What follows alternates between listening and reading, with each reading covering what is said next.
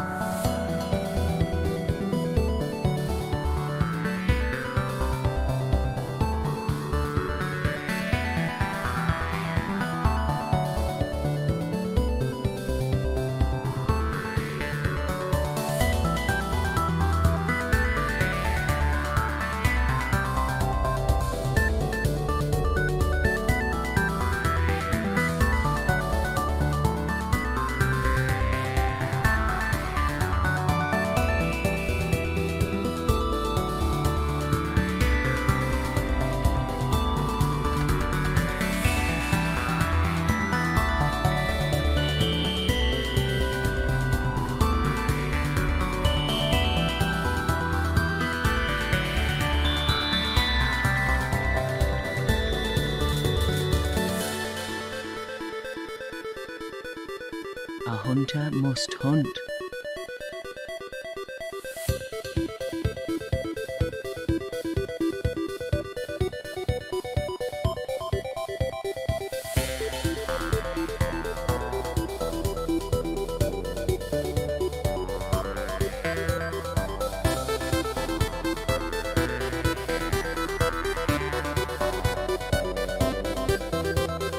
A hunter must hunt.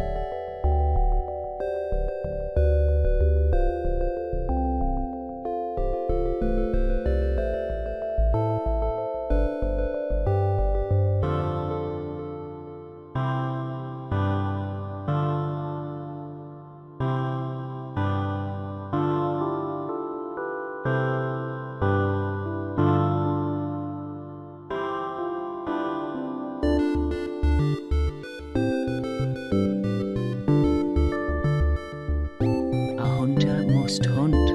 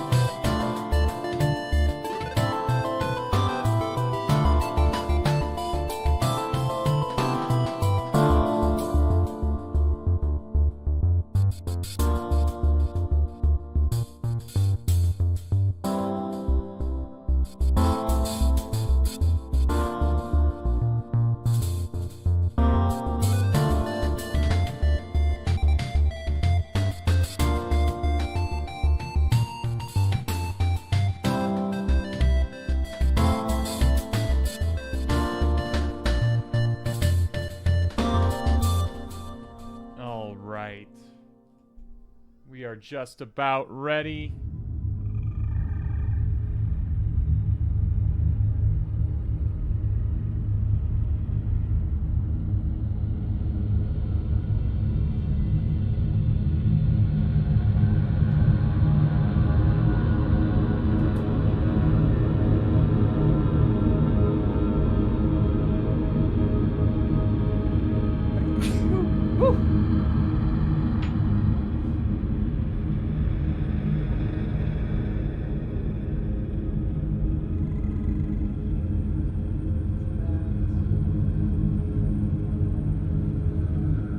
Got some new updates to the Necronomicon that I think you guys are going to find useful. That update.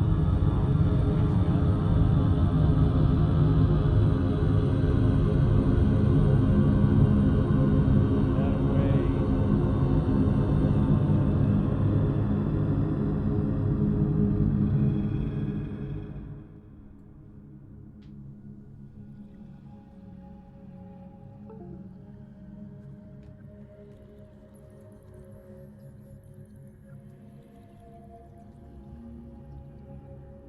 What would I do if I was allergic to cats? I'd take antihistamines.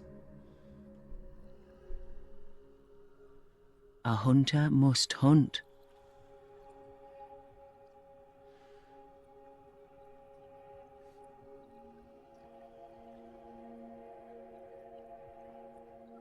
Just dial that down just a touch. Just a touch.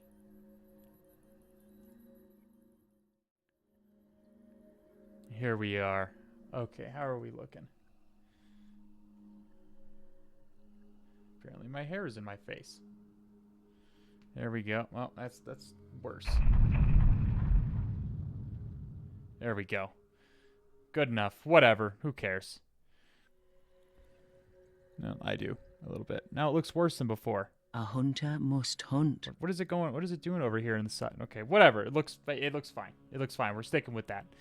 All right. Finglui muguwanaf klulu rilya gagnagel. A hunter must hunt. No matter how low you set the volume, my neighbors can still hear you. Well, that's not... Whose fault is that? It sounds like a you problem, just a guy. That sounds like a you problem. My goodness, we already have so many new cult initiates. Cynux with the 3 months. Steel Rain with the 3 months of Prime. Night of Dark with the 4 months. Squirmy with the 3 months. We have Sorovi with 9 months. With the baby and everything. What are we naming the baby? And Mem has gone to a tier 1 sub from Prime. Welcome, Mem. Net Synaxis with the 8 months.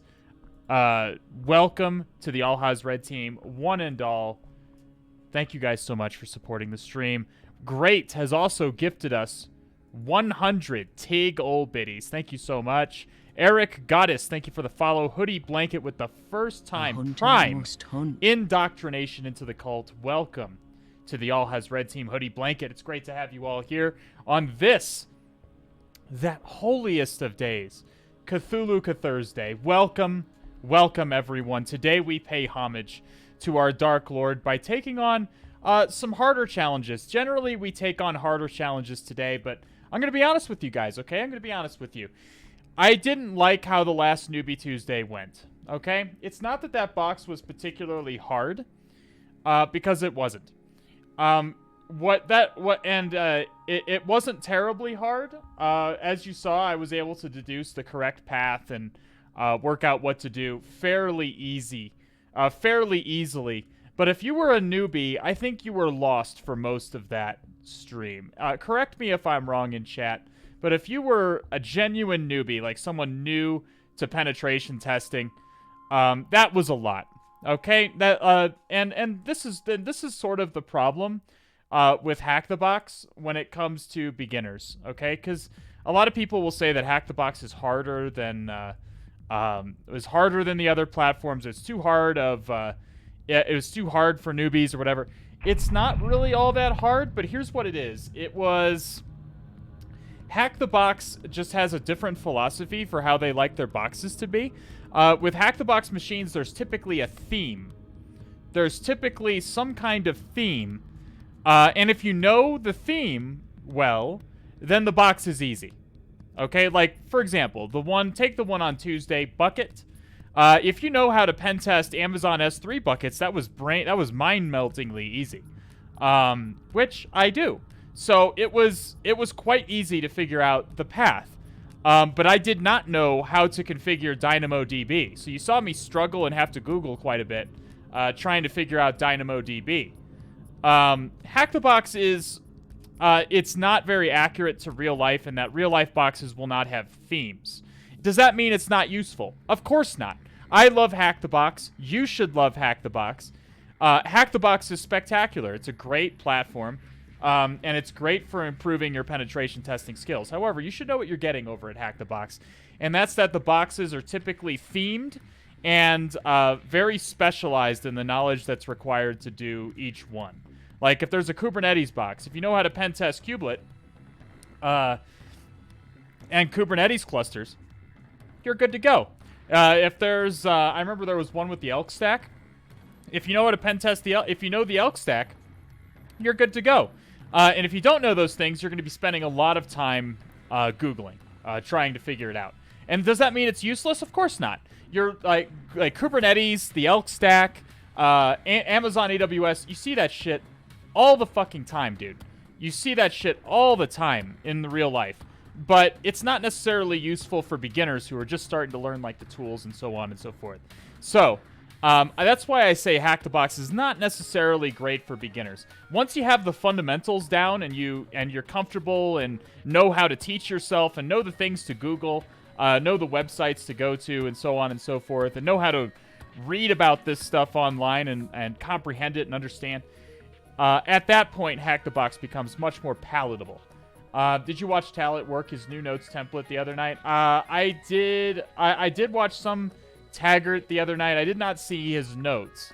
But I'll get with him and see if his notes were something that was useful. I could change my notes format. Happy Thursday, Al. I just Finished changed going my through notes the format. SCP material and about halfway through the exercises. Great. Just rooted my first box at like 2 a.m. this morning. Dedication. Had some major imposter syndrome going on with that boss. Well, guess what? I'm gonna bust your balls a little bit here, Gritchiferam. But imposter syndrome, you're just gonna have to be friends with that thing. Imposter syndrome and I live together.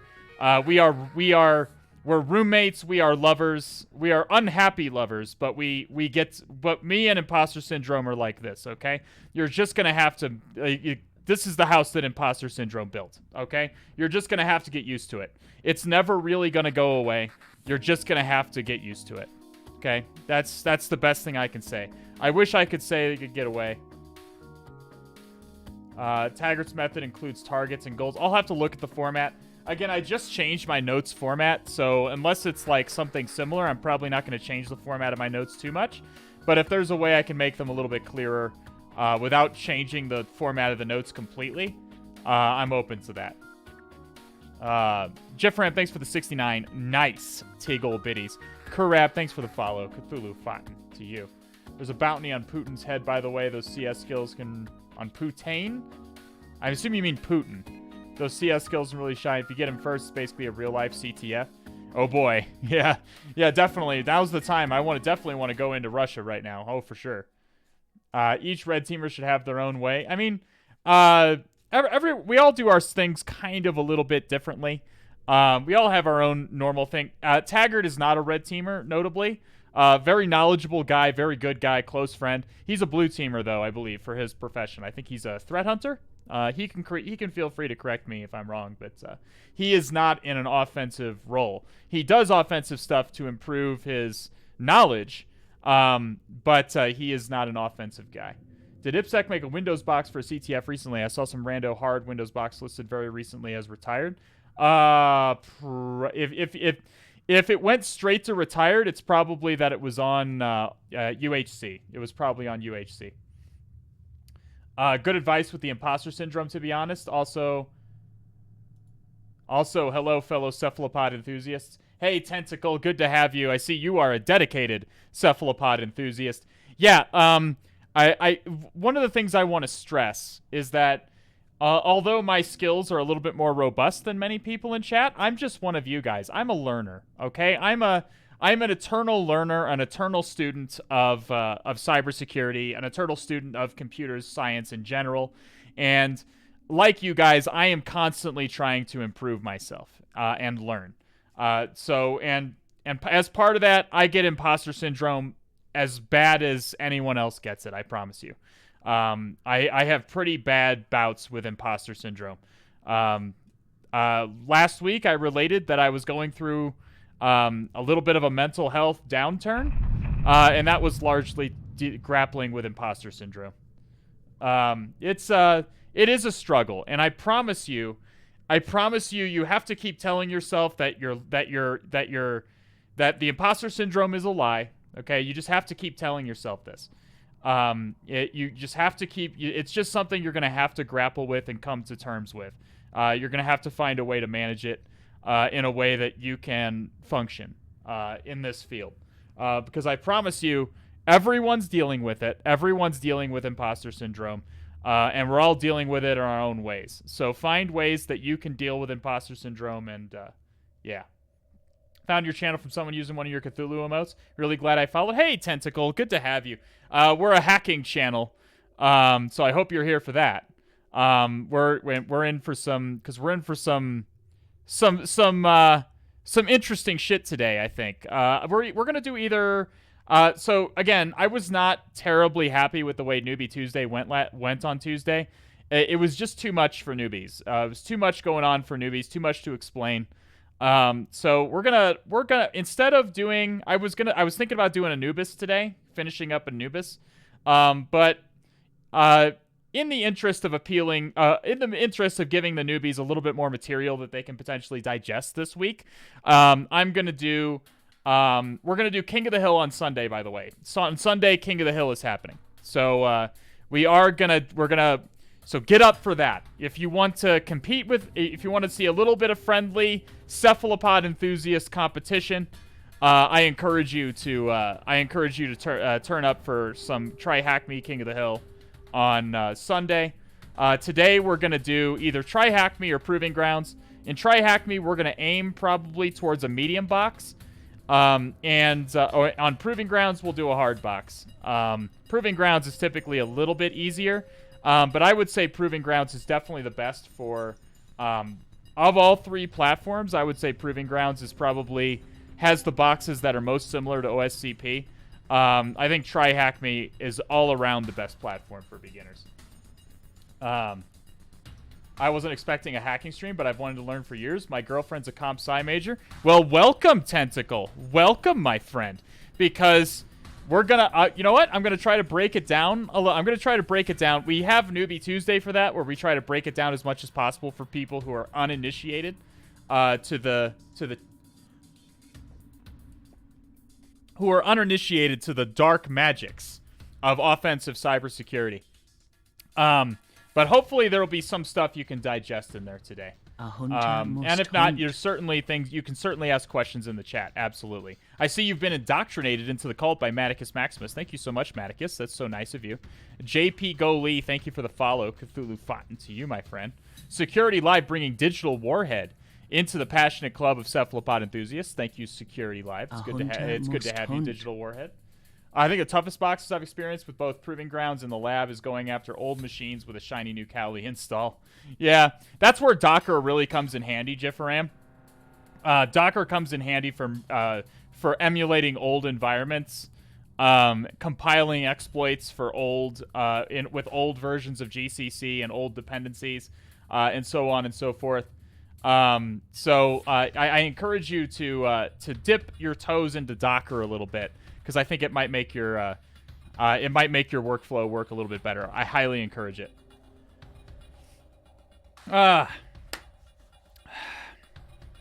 So someone asked about any interesting hacking news. I keep looking at the news, but honestly, even in cybersecurity, it's literally just all Ukraine stuff. It's literally just all Ukraine. It's all Ukraine and Russia. And as much as important as that is, and I don't want to downplay the importance of what's going on over in Ukraine, but I think we're all a little bit sick of hearing about it. So there isn't really a whole lot going on in the cybersecurity world other than Ukraine and Russia and the attack, the cyber attacks that go along with that. At least people are not reporting on things, anyways. We got the Conti. Yeah, the Conti leaks are a thing, but we're not going to show those on stream. That would be, I think, probably a little bit questionable as far as TOS is concerned. It's a horrific thing that's just getting worse by the day. It is. It is. Any major cyber developments? I mean, not really. We had the Conti leaks. Anonymous leaked a bunch of stuff on the Russia Ministry of the Interior. Anonymous also claimed to have hijacked Russian television to broadcast images from Ukraine. Stuff's going on. Do you agree with what Anonymous has done so far? Ooh, you're asking me to make to take a stance. And I do have a stance. I do think that what Anonymous is doing is ethically good. I typically write off Anonymous as just they're just posturing and trying to look cool. And every so often they do a DDoS attack on somebody. It's boring. But from what I can read and just cursorially following their actions in this struggle, I think Anonymous is doing good work here.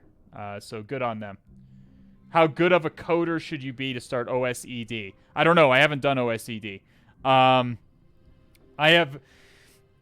If it's anything like OSCE, you probably don't need to be all that good. I would just know Python. I would definitely know Python, and I'd be at least cursorily familiar with assembly. You're going to be dealing with predominantly an assembly sleek socks with OSED. That's the exploit development certification.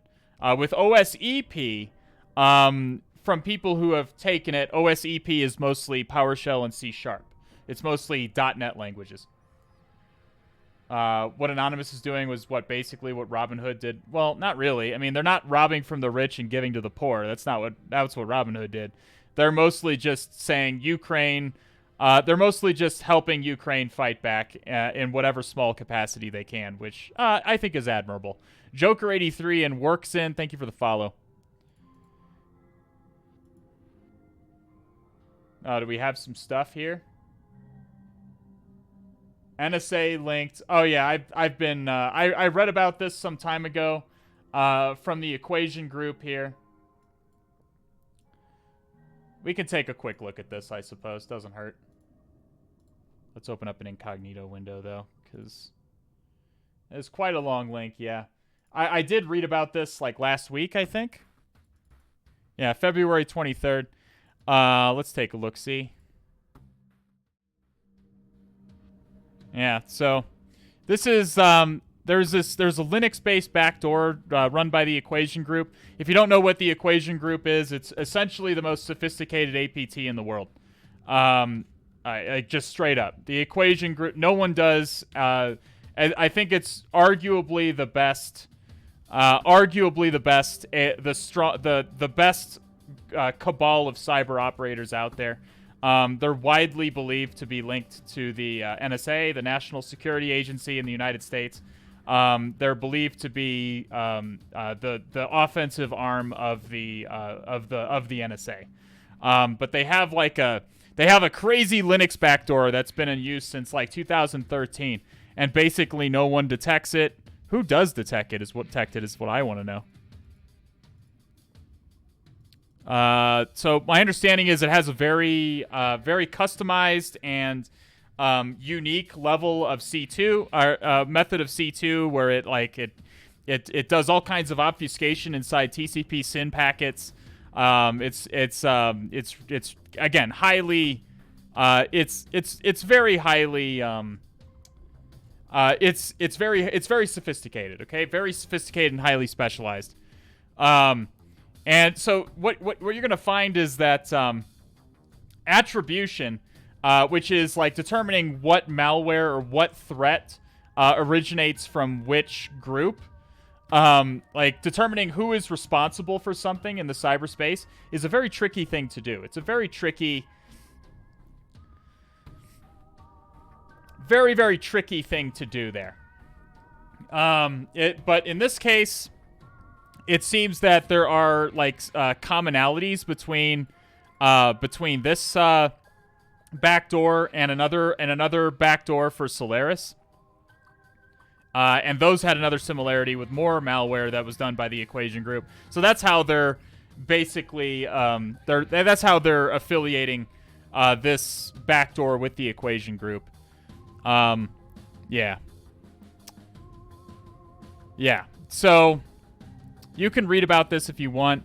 The Equation Group was also responsible for such famous malware as Stuxnet, Flame, Dooku, and a lot and more. A lot of the most, if you can think of the most sophisticated malware you can, and in most cases it was done by the Equation Group. Yeah, there is a small. You get the star is in the. You can see star in the doorway over there. The PDF from Pangoos. Yeah, usually when you hear about the Equation Group, so this is something to also note. Usually when you hear about the Equation Group, you hear about it from either Pangu, which is from China, or you hear about it from Kaspersky, which of course is a Russian which of course is a Russian agency. Does that mean that other cybersecurity agencies, like specifically those affiliated with the United States, are located in the United States, are not tracking Equation Group malware? No, of course not. Absolutely not. But Russia and China are obviously more concerned with the Equation Group's activities than a United States company would be. Yeah. So there you go. Malware was not used extensively, as it usually happens with hacking tools from high-level threat actors. They use them in highly targeted attacks. Yeah. So the Equation Group is a state actor. Okay, it's the United States. It's the United States offensive cyber operators. Okay, or at least it's their most sophisticated cabal of offensive cyber operators. So usually when they have like really sophisticated zero-day vulnerabilities and backdoors, these tools take time to develop. A lot of time and money goes into developing these tools. So they only deploy them on very specialized attacks, like Stuxnet. Stuxnet wasn't aimed at the whole fucking internet. It was a fucking laser-guided bomb aimed directly at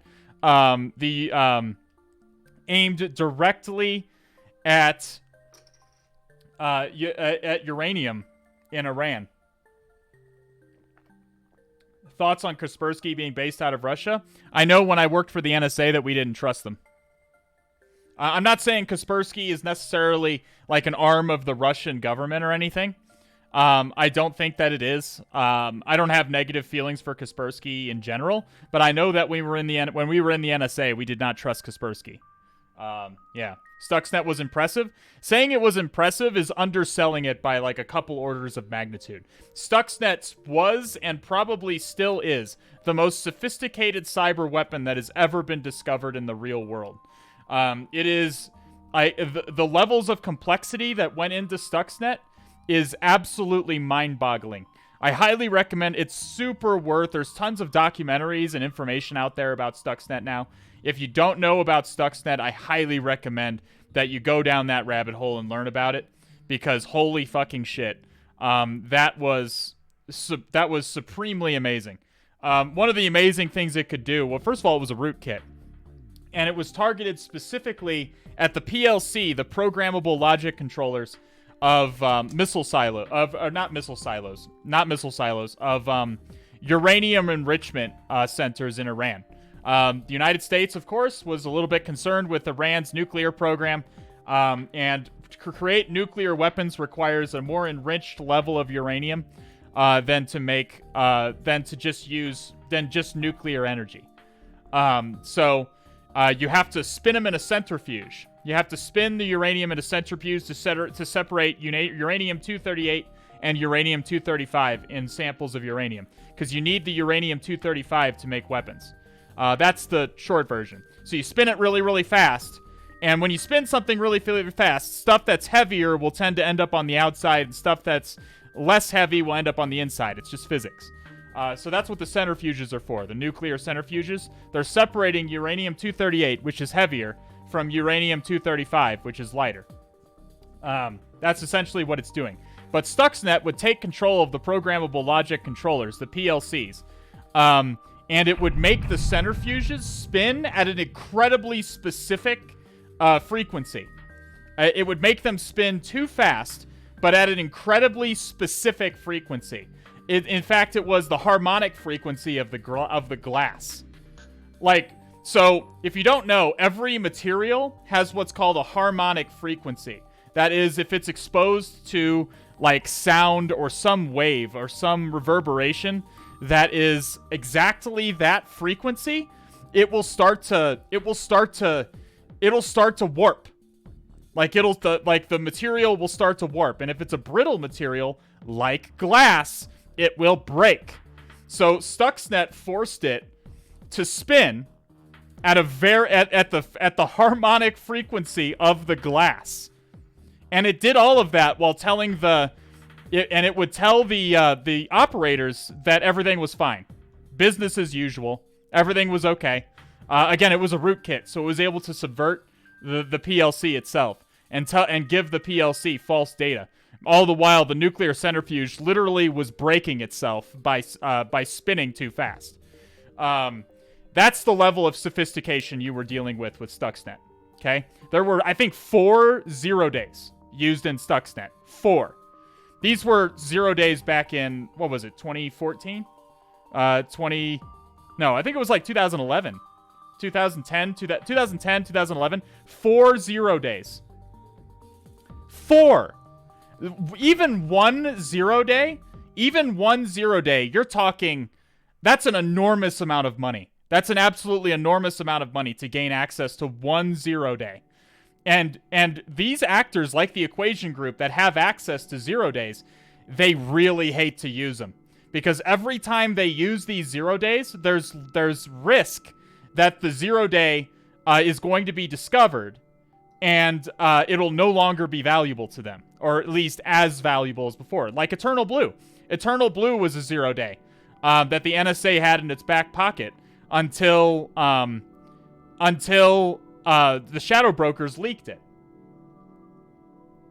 Didn't Stuxnet start? They got a lot of intel. The people who created Stuxnet, it was probably a very large team of people. It was not just one person. The people who created Stuxnet had very specific intelligence on exactly the kind of technology that was in use in the Iranian nuclear enrichment facilities. They had very specific intelligence. Oh, and it was also Israel. It wasn't just the United States. It was probably a joint venture between the United States and Israel. For obvious reasons, because Israel has a vested interest in Iran not having nuclear weapons. How do you even test something like that? You set up a test environment. They had a test environment with, they set up, I almost guarantee you, like, again, this is the United States and Israel. There's fucking money, okay? That's the thing with these nation-state actors. With these nation-state actors, you're gonna see enough money, like enough to put 4 fucking 0 days in your malware, and so on. I guarantee you they could set up a test environment. They had essentially infinite money to work with. I guarantee you they could set up a test environment to figure out the harmonic frequency of the nuclear centrifuge glass. You'd be amazed what can be done with just infinite money when nation-state levels of resources are thrown at a problem, and that's what produced Stuxnet. What produced Stuxnet was a nation-state level, a nation-state throwing basically infinite levels of resources and intelligence at a problem. The NSA only employs the best possible people. Like, there were some smart fucking people up there. They know what the fuck they're doing. And that manifests in Stuxnet. Stuxnet is as sophisticated as they get. Busty Cops, YW, Van Becan, thank you for the follows. So yeah, the Equation Group, again, widely assumed to be affiliated with the NSA's offensive cyber arm. Yeah, you can read about this if you'd like. The link is in chat. Pretty interesting stuff. But why don't we get started with the stuff for the day? We're going to either do Try Hack Me or we're going to do Proving Grounds.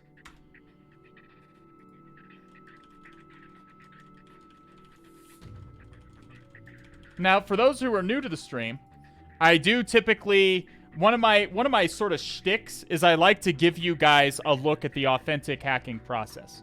Okay? I like to let you guys see what hacking is really like. So if you want to see like walkthroughs of machines, of capture the flag machines out there, there's plenty of that kind of content on YouTube.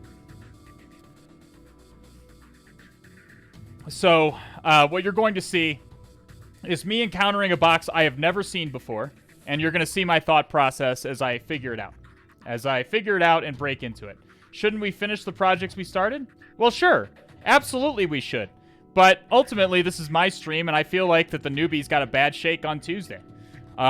So we'll do Anubis next week. Don't worry. There's plenty of time for Anubis. Anubis is going to get done. We have user on Anubis. We're going to finish it.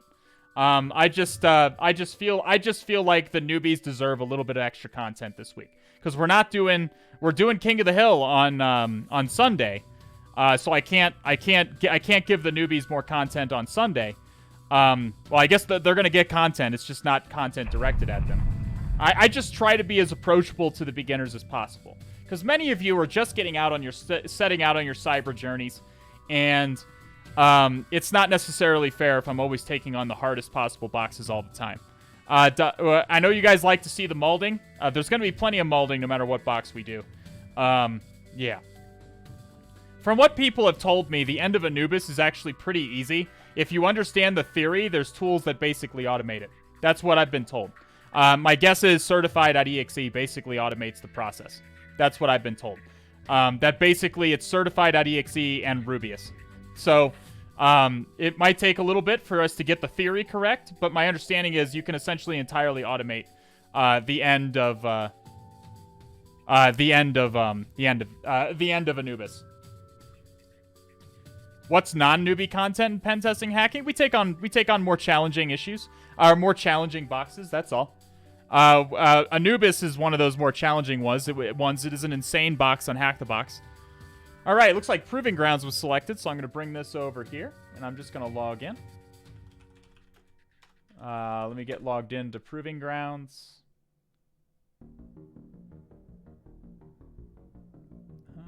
There we go. I'm just getting logged in. Just give me a second. It's play and practice. Hollow is fucking cancer. Only at the very end. I really didn't like the NTLM relay at the end. I couldn't get it to work with Meterpreter like I'd liked. I wish I would have just switched to just using Chisel for everything. I think Chisel would have worked just fine. Are you feeling okay? You almost never checked the poll results? I was, I mean, I just happened to see him that time, so I got lucky.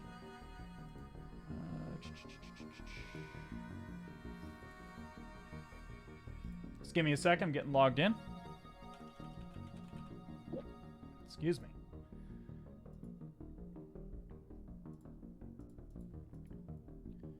What's the box to make you God tier? There is no single box that's going to be God tier. You just got to do a lot of them. It's just repetition. There's not even a God tier, I would say. It's just something you're constantly striving towards all the time. Okay, we're gonna... Alright, here we are. Oh! No, there's nothing you need to see here. Nope. Okay, nothing you need to see. Don't worry about that. That's nothing. Nope. That was just... I was just doing a little bit of dev. Don't worry about it. Don't worry about it. Nothing you need to see over there. You didn't see anything.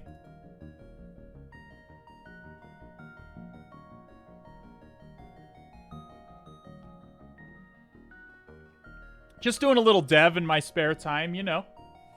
Working on a little something something, but it's not ready for public release yet, so don't worry about it. That was just the results of me doing a little bit of dev. All right, so let's do a... I guess we'll put these hard machines in here. Which one was the one that was... I think Dawn 2 was a buffer overflow. Maybe it was Dawn 3. Which one of these... debugging a Dawn overflow... Okay, so this is overflow. We're not going to do a buffer overflow today, okay? We're not doing a buffer overflow. So Dawn is out. Is this one an overflow? This is an overflow. So Dawn 2 and Dawn 3 are both overflows. I I would imagine these are probably very easy overflows, by the way. These are probably very easy, but again, newbies, okay? Listen, I'm not taking people down into the slimed halls of Rilya, okay? Not today, okay? Not today. It's just not... It's not the day to go down into to get into assembly and shit, okay? All right, so we'll pick some... looks like there's only a couple of hard boxes that we have left here.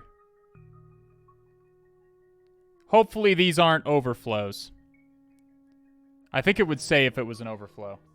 Assembly makes my head hurt. It's not too bad once you get used to it. I'm not afraid of assembly. Again, I'm just trying to keep it for... I'm trying to find a happy medium between the veterans and the newbies today, okay? And if we get through a box too fast, we'll do another one. We'll do boxes until I feel like stopping. Insanity hosting is a hard box. Djinn 3 is a hard box. My-CMSMS looks like it is some web exploitation. Born to Root seems fun. And let's put in one easy box. Not a conventional foothold priv-esque. That sounds interesting. SAR. Only the proof.txt is a valid flag. Interesting. We'll put that one in for people who want something a little bit spicy. Are we just doing Proving Grounds? What about Hack the Box? We're not going to do Hack the Box today, but we'll do another box after this one, and if people want to see a Try Hack Me box after this, I'm happy to do that as well. How are you, my friend? Hey, it's good to see you, Codefish. Dr. Love and Brain Dancer, thanks for the follows.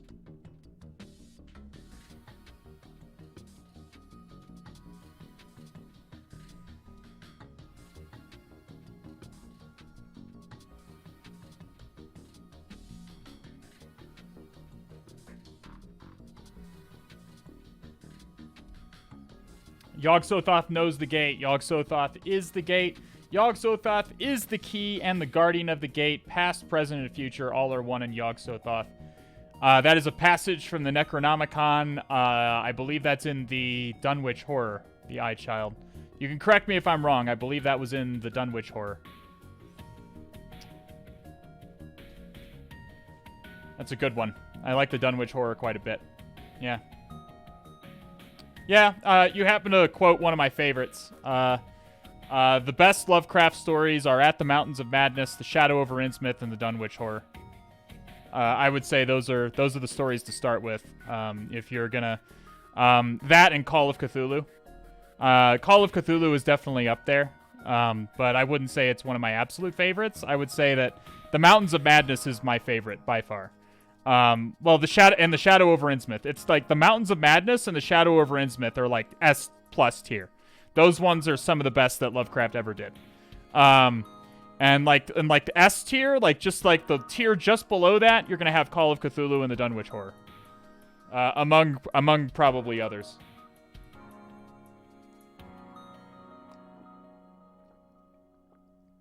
Someone break the tie?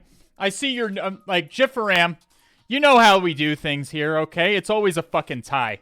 People always manipulate it so it's a fucking tie. So we're going to flip the coin. We're going to flip the coin, okay? So this, we're going to say this is heads. This is the heads side, the one with the eagle, okay? And this one, the one with the other eagle, is the tails side, okay? Eagle, other eagle, okay? I'm flipping it. Okay, we flipped it. Air Force Academy coin. Yeah, this is an Air Force Academy coin. It is. It is heads. It is heads. And now we have to decide which box was heads and which box was tails. I'm going to say the one on the top, My-CMSMS, was heads. Okay, I'm going to say that. All right, we're going to say My-CMSMS was heads. So we'll go ahead and start this up.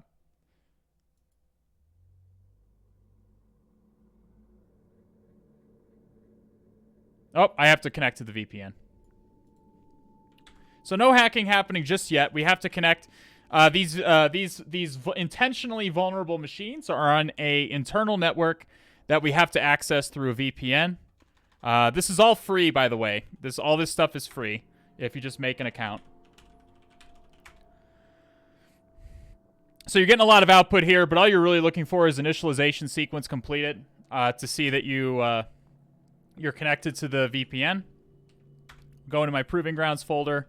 Vector My-CMSMS. We're making so now we're in a My-CMSMS folder to stay organized. We're going to start up our terminal multiplexer. Okay, so now you see we have this cute green bar down at the end, the bottom of our screen. This allows us, this is Tmux. This allows me to like split my pane in half. I can split it in half this way. I can delete this pane. I can make this pane. Wait, did I do that right?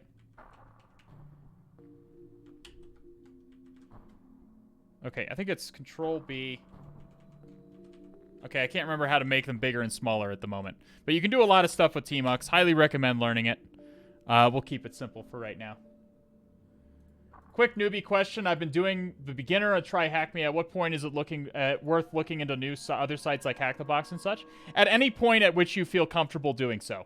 It's not like if you're a beginner, if you go to Hack the Box, it's going to be like you gazed into the Ark of the Covenant and you're going to melt like the Nazi at the end of Raiders of the Lost Ark, okay? It's not like, I don't want you guys to get the feeling that like beginners, like you need to ascend to a certain level before you can comprehend the eldritch machinations of Hack the Box. No, fuck. This Hack the Box has starting point, okay? Starting point is pretty straightforward, okay? Starting point is a good place to, as the name suggests, start, okay? They have a whole intro path now called Starting Point. They have Hack the Box Academy. Like, you're not gonna... It's just that when you start to do the active boxes, if you sit down and try to do one of the active boxes, that's where you're going to run into probably a few difficulties as a beginner. That's all I'm saying. Remember when starting... Yeah, dude. The very first machine on Starting Point had Windows Defender enabled. Not a kid. I'm not kidding. The very first machine. That was the original Starting Point. The new Starting Point is different. And that box has been moved. I don't remember what box it was. It was like, I don't remember what box it was, but the very first box was a Windows box and it had Windows Defender enabled, which was just fucking hilarious. Now you might say, Mr. Streamer, surely you do not have problems with Windows Defender. I don't. It just makes things a little bit more frustrating. And for the very first box that you're expecting beginners to butt their heads against, I think maybe having them immediately grapple with antivirus is not a good thing. Not a good thing to do, because they're probably not going to know why their stuff is failing. I know why the stuff is failing, and I know how to fix it. So, all right. So we've connected to the VPN. We are connected to the VPN. We can now bring this over here. We can click on this little play button over here on the right, and it's going to start spinning up an instance of this box for us. Okay. And while this is happening, let's go ahead and switch to this screen. This gives us a little bit more space, so you can see it a little bit easier. I can also go ahead and change the box, the current challenge. We're doing Proving Grounds, My-CMSMS. Can I just say, my Hack the Box interface is fire compared to Proving Grounds? I don't agree with that at all. I don't agree with one single word in that sentence. I think the new Hack the Box interface is fucking dog shit. I think it's very bad. It takes me I'm an actual fucking hacker, and it takes me an abhorrent amount of time to figure out how to do basic shit. And the new... Oh, you're talking about the old Hack the Box? It was better in the old Hack the Box interface. The new one is complete dog shit. The old one was okay.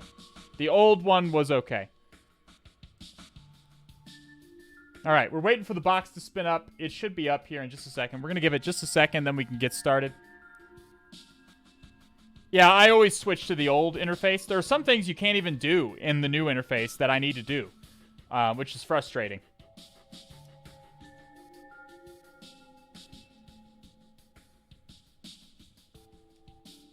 Oh, my goodness.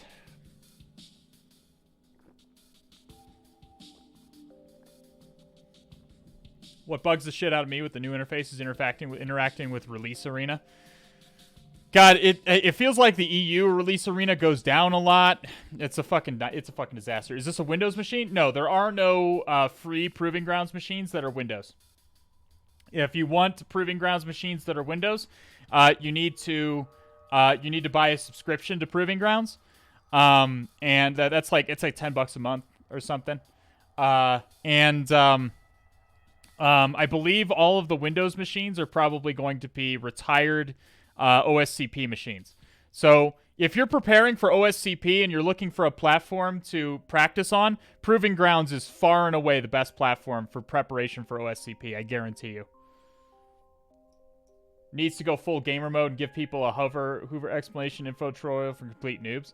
They're trying to do that because their philosophy before, like back in like 2018, 2019-ish, was just fuck you, figure it out. It was the same as offensive securities, right? They're kind of in the same boat. And that offensive security and OSCP were both like, fuck you, figure it out. Offensive security said it a little bit nicer with try harder. But let's be honest. Try harder essentially means fuck you, figure it out. Hack the Box didn't say try harder, but yeah, same thing, okay? But then Try Hack Me entered the space and started sucking up all their market share because, surprise, surprise, all of the newbies wanted to actually learn things without being frustrated by a bunch of crap by just being told to try harder all the time. So everyone's trying to figure out. So Hack the Box and Hack the Box and Offensive Security are both trying to adapt to how much Try Hack Me has warped the space. Do you even have to hack your way in? No, you don't. You can just make an account. Imagine that. You used to have to, if you don't remember, if you're new to the space or whatever, you used to have to, like, you couldn't, if you browsed to hack, in the old days, if you browsed to the Hack the Box without an account, it would just show you a login page, but no place to register. So you had to like view the page source, which is in fact illegal in some states. You had to view the page source, and there was a JavaScript file that contained information on the API, if I remember right, that you could then use to send requests to generate a registration key. It's legal now. Yeah. So that was the old days of Hack the Box, and then Try Hack Me came in and get this wacky innovation in the cybersecurity space.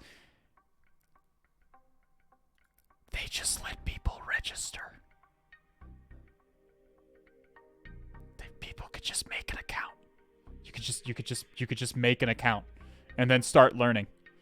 And you weren't turned off. You weren't immediately repelled at the login screen.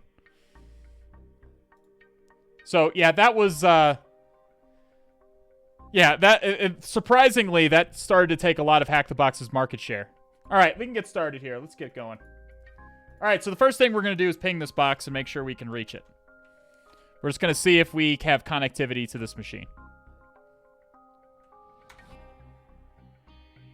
Okay, so yeah, you didn't have to get a reverse shell. You did not have to get a reverse shell in the Hack the Box server. No, you had to. It's just that there was an API, a Hack the Box API that was listening.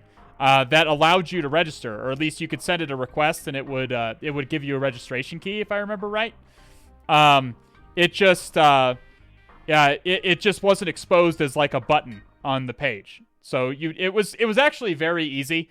It was actually very, very easy to figure out how to break in. There were tons of tutorials on how to do it. Like if you just Googled how to make an account on Hack the Box back in that day, you could find 50 tutorials of how to videos and otherwise of how to make an account on Hack the Box. So it wasn't hard to figure out. But it was off-putting for newcomers. Yeah. I would have to say. So we do have connectivity to this machine. We see we are getting ping replies from the IP address, and we see the time to live field of this ping reply is 63. That indicates it's probably a Linux box. Linux boxes set the time to live at 64, and it gets decremented every time it crosses a router. So there's probably a router between us, and the target, which is normal. Yeah, there you go. So we can now start a port scanner.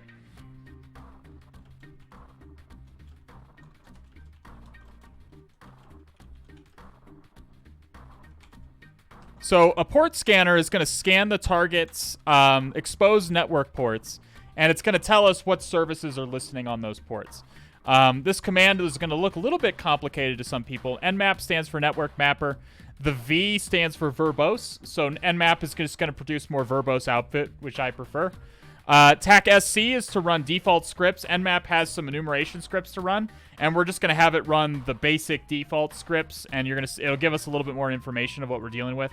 SV is going to tell Nmap, hey, try and enumerate the versions of the software you encounter. TAC-ON is output to a file, output the results to a file in case we want to review them later without scanning again. And then there's the IP address. Best way to stay undetected with using Nmap scan, go slow. Slow is best. You use the full TCP scan, as in you add TAC-ST to this, S-T to this. If you just do the SYN scan, it's gonna light up. It's gonna pop network monitoring software much more easily. Although I'm a red teamer myself. I do not use Nmap on my assessments usually.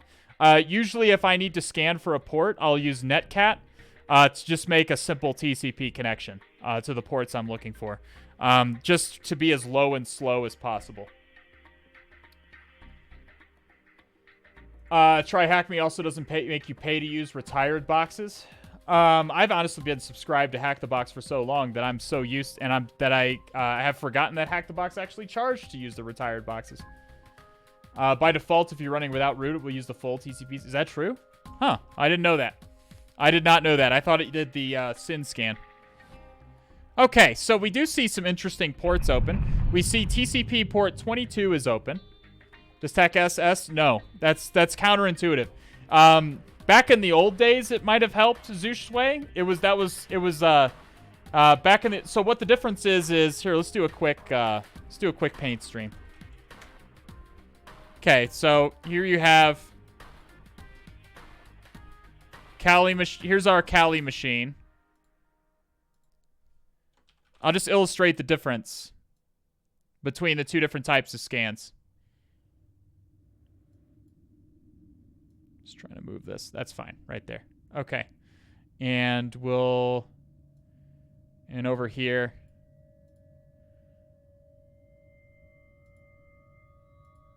Over here we have Riley Reid. We have a target box, gotcha base, that we are named Riley Reid for no particular reason. Okay? Don't worry about it. Don't Google it. Okay? For no particular reason.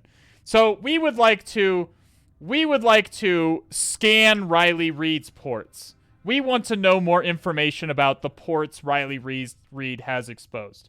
Okay, so Riley Reid has quite a few ports exposed. But for each port, what we're going to do is we're going to do what's called the TCP handshake, okay? We're getting into networking basics here of the TCP handshake, okay? So the first thing that's going to happen, what's the first part of the TCP handshake? It's not rhetorical. I would like someone to answer me. SYN. Good. The SYN packet. Okay? The SYN packet. Great. Basically, we're saying, hey, Riley, I'm trying to connect to you on this port. And Riley, of course, being the very welcoming individual that she is, she's going to send us back a packet. And what is this packet? What is this packet called, chat? What is Riley Reid's response packet Exactly, the sin ack. Basically, she's acking our sin. And I think we can all agree that we would love... doing, step bro? I'm trying to explain the TCP handshake, orbital gun. Okay? I think we can all agree that we would all love Riley Reid acking our sin. Okay? We would all love that. That would just be spectacular. Okay? So this one is called a sin ack. Ack stands for acknowledge, by the way. Riley Reid is basically saying, yeah, I got that connection. There's an open port here. Proceed with communication. And then we're going to send a third packet back. And which one is this called? What is this last packet called, chat?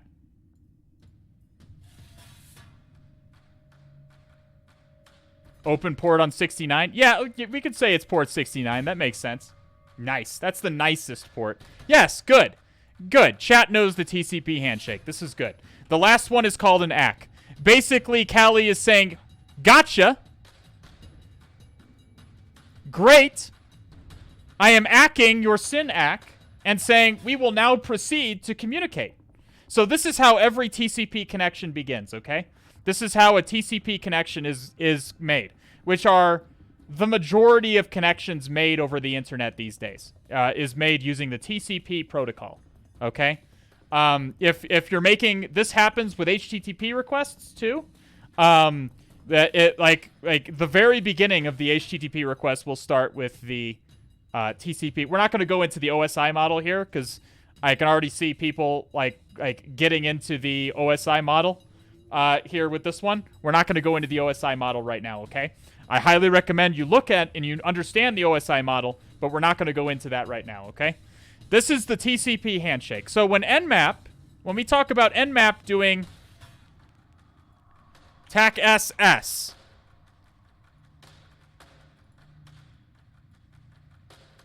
this is a SYN scan, or a stealth scan as it used to be called. It's not really stealthy So what is the SYN scan? That means that Callie is going to send the SYN packet. It's going to send the SYN packet. Basically, it cuts this ACK out of the equation. Okay? It's going to send the SYN packet. Riley Reid is going to respond, yep, that port's open. And Callie already has Nmap now has all the information it needs. Okay? It knows there's an open port there. It knows there's a listening open port. So it just doesn't bother to complete this ACK. It just doesn't bother. It's just going to move on to the next port and in the scan. Does that make sense? If Riley sees you don't ACK her SYN, it would be pretty sus. Yeah. Yeah, so the problem where this comes in is that we now have network monitoring software like Bro, Suricata, Splunk, some antivirus products will do it, that will detect that, hey, a SYN and a SYN ACK occurred, but there was no ACK. They'll detect that there was no ACK sent. Apparently, Bro is called Zeke. I know it has. It's been called Zeke since 2018. I refuse to call it that because I've been calling it Bro for so long now, and I'm a boomer, and I refuse to change. It is called Zeke now, though. But anyway, you have network monitoring software that will detect if this ACK was not sent. Does that make sense? So this is no longer stealthy. I don't recommend using this if you're trying to be stealthy. I do not recommend. Okay? Do not recommend. Is there no authorization for port security? That's not what port security means. I understand. Okay, there's multiple definitions of the word port, headstrong. The TCP ports that we're talking about here are different from the ports that you're talking about with port security. Okay? That's a completely different topic, but trust me when I say that's a different topic entirely.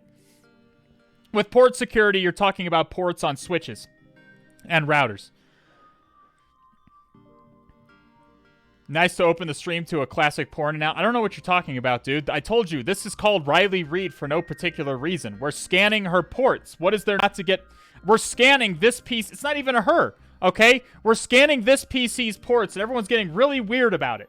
Everyone's getting really weird about this box that I just arbitrarily called Riley Reid for no particular reason. Yeah, physical ports versus logical ports. Who the fuck is Callie? I don't understand this diagram at all. Yeah, okay. So there's also the TAC-ST scan with Nmap. This used to be the default behavior, but apparently it only, as someone was saying in chat, it only does this if you're root now. But that used to be the default behavior of Nmap. So the TAC-ST is the whole TCP handshake. Nmap is going to do the whole TCP handshake. Does that make sense? Does everyone understand does everyone understand the difference between the two? And why one would potentially be a concern? So TCP ports don't have security? No, there's a logical ports versus the physical ports on a router. Different kind of port. Why are UDP ports so slow to scan? Excellent question. So UDP is a different protocol. Okay? UDP is a different protocol. Okay? You're using UDP right now without realizing it. What on your machine right now, regardless, whatever device you're using to watch this stream is using UDP. Video streaming over the internet is typically happening over UDP. Okay? So let's talk about a UDP scan just really quickly.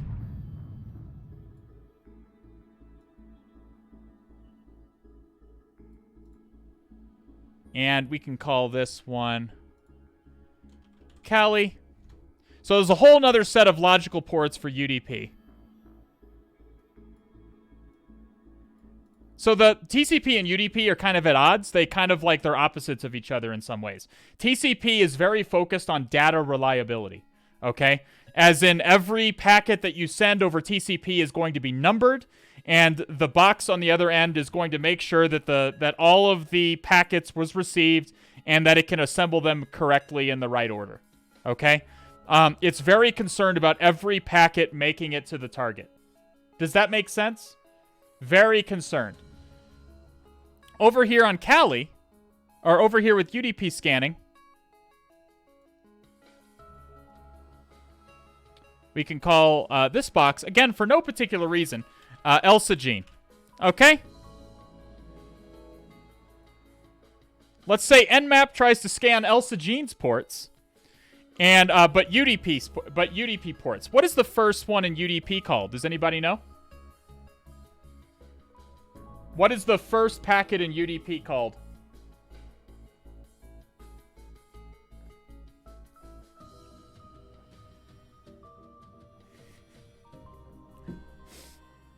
Everyone's like, okay, so Google it. Google user datagram. Nobody knows. So it's honestly, there's no handshake. There's no handshake with UDP. Okay? There's no handshake. You're going to send a UDP datagram. They're called datagrams down in UDP. Okay? You're going to send a UDP datagram, and if Elsagene gets it, what does Elsagene do if she gets the UDP datagram and it's on an open port? Let's say port 69 is open. Okay? This is port 69. 69. Nice. Incidentally, what service runs on port 69? UDP. What service runs on port 69 UDP? Yeah, TFTP. TFTP, very common. Very, very common protocol. So that's just a happy accident, okay? That's just a happy accident. But let's say we scan the TFTP port 69. Nice. And what does Elsagene do? What does Elsagene do when she receives a UDP packet? Okay, she doesn't do porn. Okay, no. Don't be weird, B-Heat. She does not respond. That's the key. She just takes it. She just takes it like a good girl. Okay? She takes it and silently takes it. Okay? Gotcha base. So, that's the key. That's why UDP takes longer. This is why UDP takes longer. If we try to contact Elsagene on a port that is closed, on a UDP port that's closed, Elsagene will send a reset.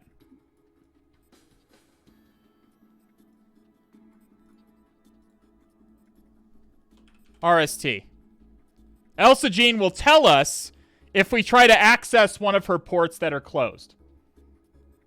Does that make sense? If we go into the wrong port, so to say. If we go into the wrong port, that so to say, she will respond and say, hey, don't go into that port. Although, judging from what I've seen of her, there aren't too many ports that she would be not okay with. There's a wrong port. Not for Elsa. Not from what I've seen. But, listen. Let's not get weird about it. Do you get what I'm saying? Do you get what I'm saying? So, Elsa Jean doesn't reply if the UDP's on the correct port. She just won't reply. Is she's just gonna, because that's what UDP is about. UDP is connectionless. Gar with the raid. Welcome to you and your viewers. How was your stream, my friend? Good to have you. So, this is what they're coming in on. This is what they're coming in on. Should I go? No, please don't Google Elsa Jean and open. No, I said open port. I don't know where you guys are getting whole from. Okay, listen. I don't know where you're getting whole from. A hunter must hunt. But this is why UDP scans take longer. Okay, because if a port is open, if Callie doesn't get a response from a UDP port right away, it has to wait to see if a reset packet is coming. So UDP scan and often there are firewalls. Most machines now have host-based firewalls, and most machines connected to the internet correctly will have host-based firewalls enabled. So if a UDP hits say there's a firewall in between here.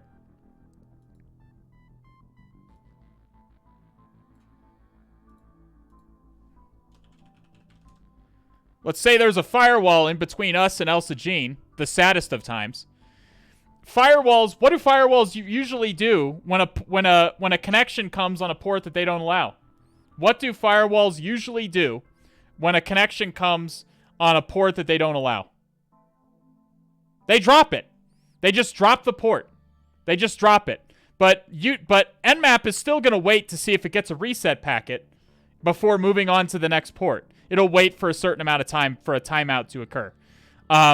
But since there's a firewall, most of the ports are going to be dropped. So it's then going to end up waiting for that reset packet for a lot of ports. And the result is going to be a UDP scan that has, like, a ton of open ports. Because remember, the behavior when a packet is dropped is the same as when a packet is reached on a port that is open. Does that make sense? I only scan UDP if I have a reason to suspect that something is open on UDP, or if I'm literally finding nothing on the TCP side and I just need to do more complete enumeration. Is there a good tool to enumerate firewall switches, load balancer, etc. on a local network of, say, 500 hosts? No. No. That's just that's, a lot of times, there's not a simple Kali tool that's going to tell you, hey, there's a firewall between you and them. You're just going to be able to guess. You're going to have to guess. In a lot of cases. Is that why you get the open filtered? Yes. Because Nmap doesn't know if it's open or filtered. That's just how UDP works. So UDP is not concerned about every packet getting to the target. That's why Elsa Jean doesn't have to reply if she receives a packet. Okay? UDP is connectionless. There is no handshake. There is no handshake. There's only packets. Okay? Only datagrams. Okay? And what's the benefit of this?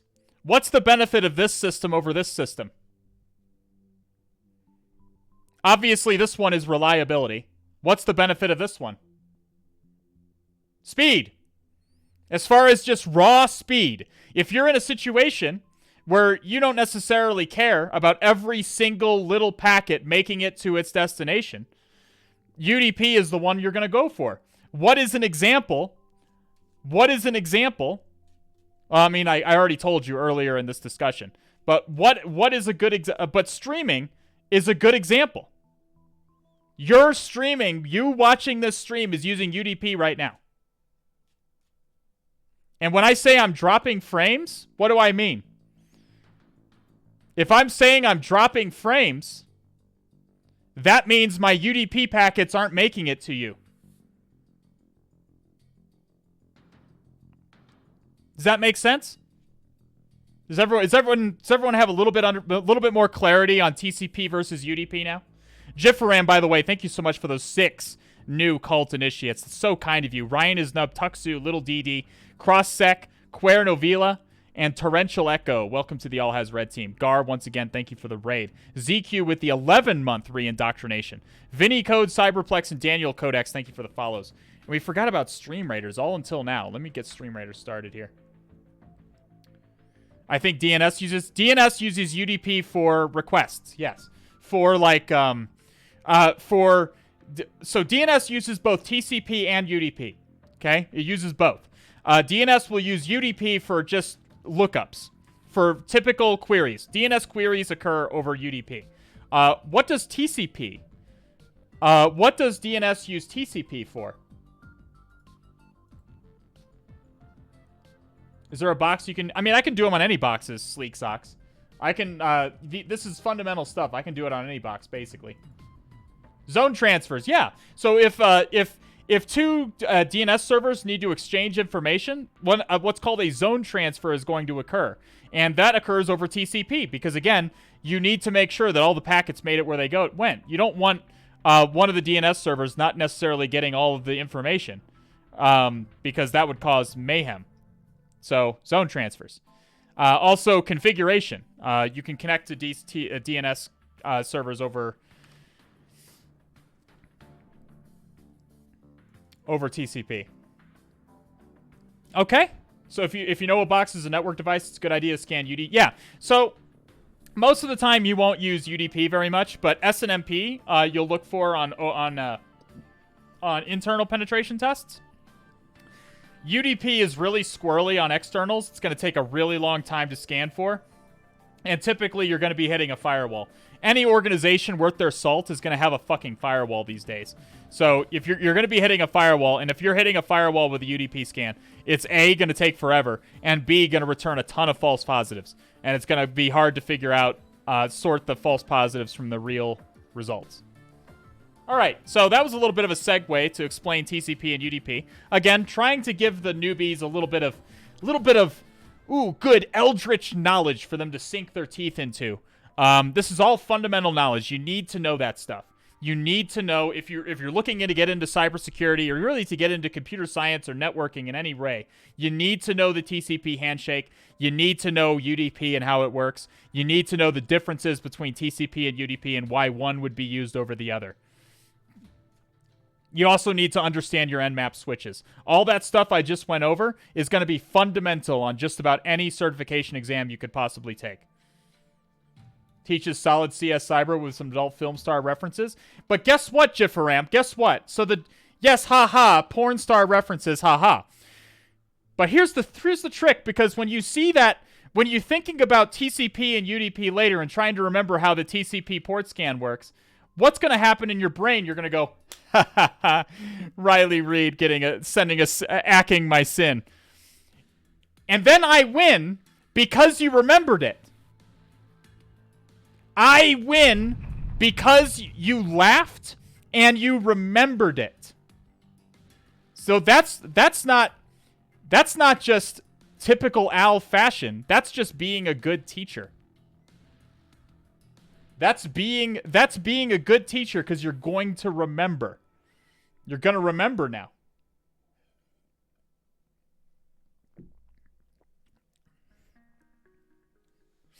Alrighty. So, we have 3 ports open. These are TCP ports. You have to scan the UDP ports separately. Okay. Port 22, SSH. Okay? Very common. SSH stands for Secure Shell. Very, very, very common remote administration, but usually not vulnerable unless we have valid credentials to the device. Okay, so this is interesting to note, but we'll come back to it a little bit later. What we can note from this is we see that it's identified the version of OpenSSH as being the Debian version, and we also see this is OpenSSH 7.9p1, and so we can actually Google this to see if... Oh, I still have my burp. Listening. Let's turn that off. Okay, we go to Google, and we can Google Debian version. And we can see... So this looks to be... Which version of Debian uses this? Is there like a general release? I don't think Debian does releases like Ubuntu does.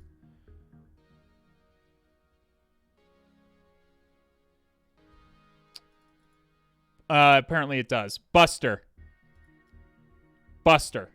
So the Buster version, fairly up-to-date version of OpenSSH, so we won't look for too many vulnerabilities there. Port 80. We see that this is an Apache server.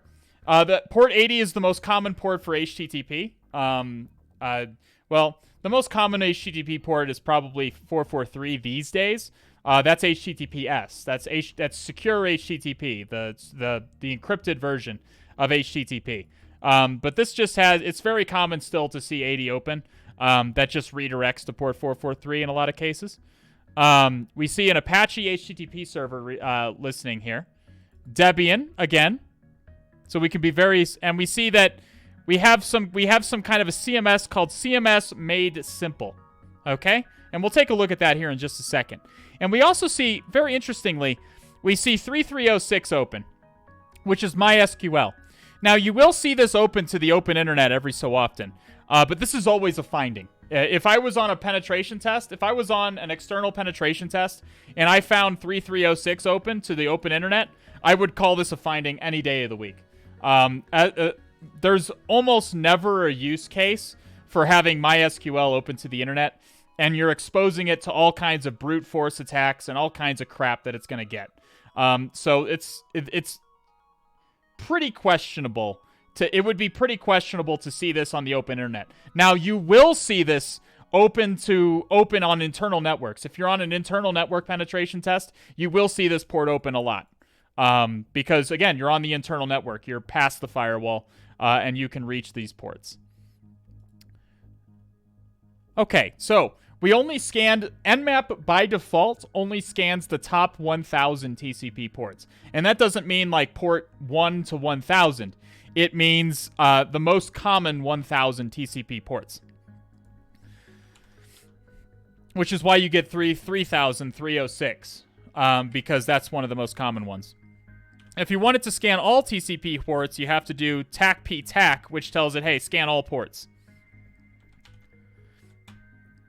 Looks like I put something else in my clipboard. Let me get the IP address again. 192.168.214.74. Okay. So we're going to let this run just in the background because it's going to take a little bit to scan 65,535. The Hazy Cracker has requested a timeout.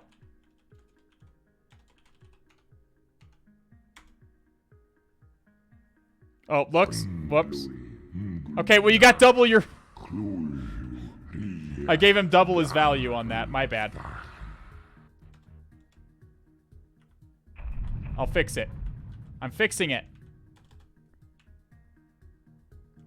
300. There you go. 300 seconds. My goodness. Another raid. My goodness. Hacking Island with the raid. Welcome to you and your viewers. Welcome, welcome, welcome. Erogamal, Yosei, and Mythic Soul, thank you for the follows. Cthulhu foughten to you. We're just getting started on this box. We do see... looks like Nmap completed pretty quickly, actually. 33060, this is another MySQL port. So we didn't really get any more information out of that. So we can also start a UDP scan. Sudo nmap tac-su. We're not going to scan all UDP ports because it's going to take fucking forever. Again, UDP scans will take longer. Just by default. Because of how UDP works. But it's always good to have some passive reconnaissance going on in the background. Or to have an automated tool running in the background while we evaluate things hands-on. So we do see that there is a web server. So let's check out that web server. It was open on port 80. So HTTP is the correct one and not HTTPS. Okay? And we see something called CMS Made Simple. And we see that this is like basically a... you have a fully functional installation of CMS Made Simple. So it looks like this is like a simple... It's like a WordPress... why do you use sudo for UDP scan? Because it's required. Nmap will throw an error. It needs root permissions to send UDP packets. How do you feel about Nessus? Are there better tools for CVSS v3 generation? I use Nessus on internal assessments. It's a requirement for me to run Nessus against all of the target hosts I can find and submit the Nessus findings. I think Nessus is good. What I like about Nessus is it's really easy to just point it at something. It's really easy to just point Nessus at a bunch of targets, and it's completely automated. So I can just run it in the background while I do my manual stuff. So I have no issues with Nessus. It's good, and again, I'm forced to use it for work anyways. Security Live, bringing Hacking Island into the cult. Welcome, Hacking Island. Thank you Hacking Island. Thank you so much for Security Live. Okay, so what do we want to do now? Now that we've seen that this is some kind of CMS, like WordPress or whatever. Can you do a Nessus guide once? There's not really much to guide. Literally, it's just you give it a bunch of IP addresses or host names, and Nessus does everything. It's very easy. It's very, very easy. There's not really anything all that interesting about it.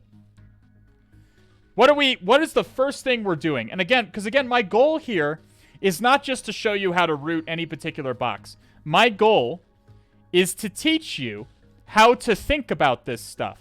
Click on things. Usually I would click on things. Yes. I like where your head's at, Hoodie Blanket. Yes. You can click on things, but let me add some caveats, okay? This looks like a default installation. We do see the news module was installed citing this news article is not using the summary field, and therefore there is no link to read anymore, but you can click on the news heading to read only this article. This looks like just a default installation of the CMS. But we do see that we know the version of the CMS. So your immediate thought should be, are there exploits available for this particular version of CMS Made Simple? So what do you need to know? What particularly do you need to know to find out if there are any known exploits? You need to know the version. You need to know the version that you're dealing with. So let's see if we can enumerate the version. There's a number of potential ways.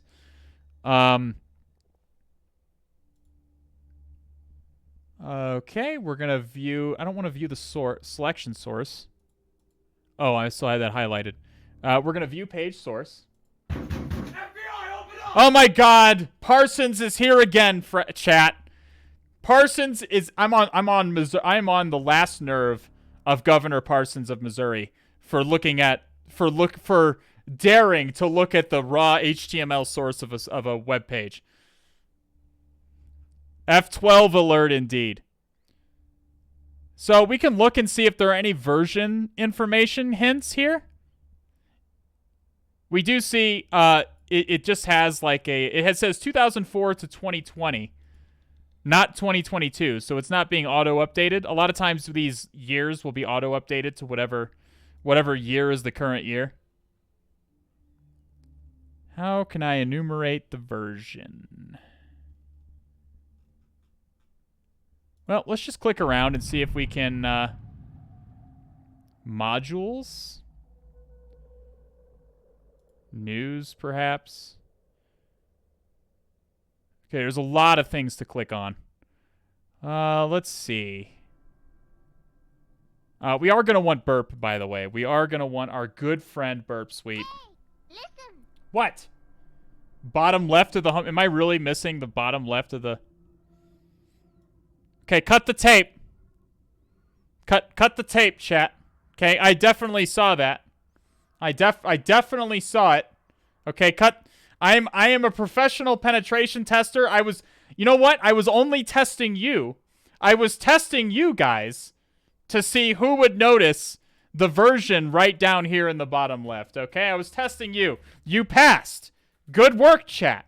You passed. So this is version 2.2.13. Let's go ahead and copy this. And let's make some notes, because we are good hackers. We take good notes.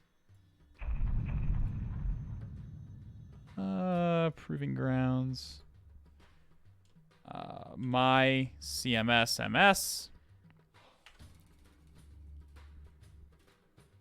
Okay? So we see it's 2.2.13. So now what are we doing? Voltraz, welcome, my friend. Did I miss something? You're inspecting a website? Isn't this on a local drive? That is a local IP address. Yes, this is an intentionally vulnerable machine that we are accessing through a VPN on the Proving Grounds internal network. So yeah, we're gonna use our good search split, our good friend search split. Let me start up Burp Suite as well before I forget. We are gonna want Burp for this. Looks like we're gonna be doing a little bit of web exploitation, so I expect we will need Burp.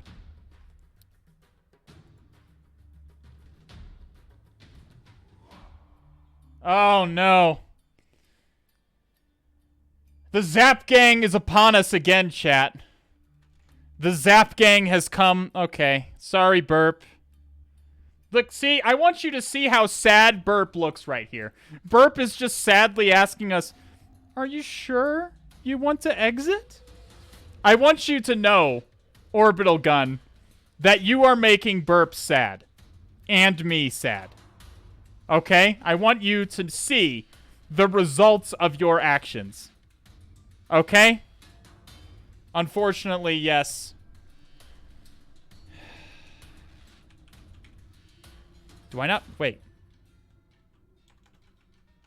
Do I not have Zap? Did I uninstall it? I think I actually uninstalled it. Now that I'm thinking... now that I'm thinking about it, I think the last time we used it on stream, I got so pissed at Zap that I uninstalled it. I actually think I remember that. Do you guys remember that? I think I remember that I had actually... I purged it? Yeah, I think I probably did. I think I got so mad at Zap last time that I purged it. I don't like Zap very much. If you're new to the stream, I do not care for Zap. I'm a Burp guy. And I do not like Zap very much. I am not a Zap fan, but chat has chosen to torture me today. So we will be firing up our not so good friend Zap. Why? There are a lot of people in the security industry that like Zap. I just don't like its interface. I've used Burp. I was basically just taught on Burp, and I've been using Burp for my entire... no, I do not want to. I've been using Burp for my entire pen testing career, basically, so I'm really comfortable with Burp. No. Let's just close it. I don't want to update anything. Well, I'm just really comfortable with Burp. And so and with Burp Suite Pro specifically. So I just don't like as much. I come over here to Zap and it's got the same basic functionality in most cases, but everything is laid out in a way that I don't like at all. But Zap has Spider for free? It does. But if you're a big dick professional penetration tester who works for a real company, they'll just give you a Burp Pro license. So you won't have to worry. So you won't have to pay for it. All right. So while we're waiting, we can run that search exploit we talked about. Search exploit CMS made simple, I think. We can just search CMS made simple. Okay, good. It does have end. Okay. So we do see our version is 2.2.13. Okay? We see quite a few potential exploits. Now, nothing specifically for 2.2.13, but we can expect that probably 2.2.14 probably will have functional exploits for it. Will be good for us. Arbitrary. We do see authenticated file upload. Arbitrary file upload. We do see cross-site scripting. You're typically not concerned about cross-site scripting so much on a CTF, on a capture the flag, because it requires... It typically requires like a script or something browsing to the page, so that to emulate the appearance of a user doing it. In real life, cross-site scripting vulnerabilities are serious. We also see just an authenticated remote code execution. We see a bunch of authenticated, so it looks like we really, really, really, really, really want credentials. Okay, that's basically what I'm getting from this.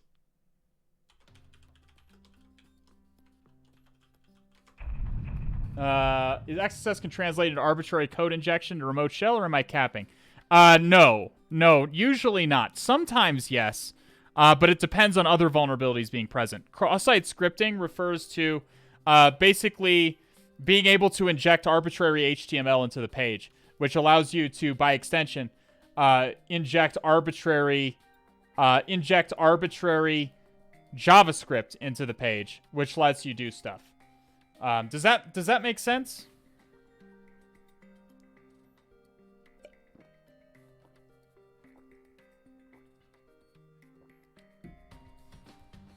XSS usually leads to account hijacking. Not always. It can't. There need to be other vulnerabilities that are present, like cross-site request forgery or lack of an HTTP only flag. XSS by itself usually can't lead all the way to account hijacking. Another vulnerability needs to be present. So I inject JavaScript to the web page and not the server? Usually, yes. However, if you're operating with some kind of like Node.js installation, some cross-site scripting in Node.js and in similar stuff can lead to remote code execution. Yeah, it's complicated. Sometimes XSS can lead to remote code execution, but that's a little bit rarer. Phase 2, Dward94, Bedivere, Drovic, and Geronimo Guns. Thank you for the follow. Thank you for the follows. Okay, so we do see a bunch of potential vulnerabilities here.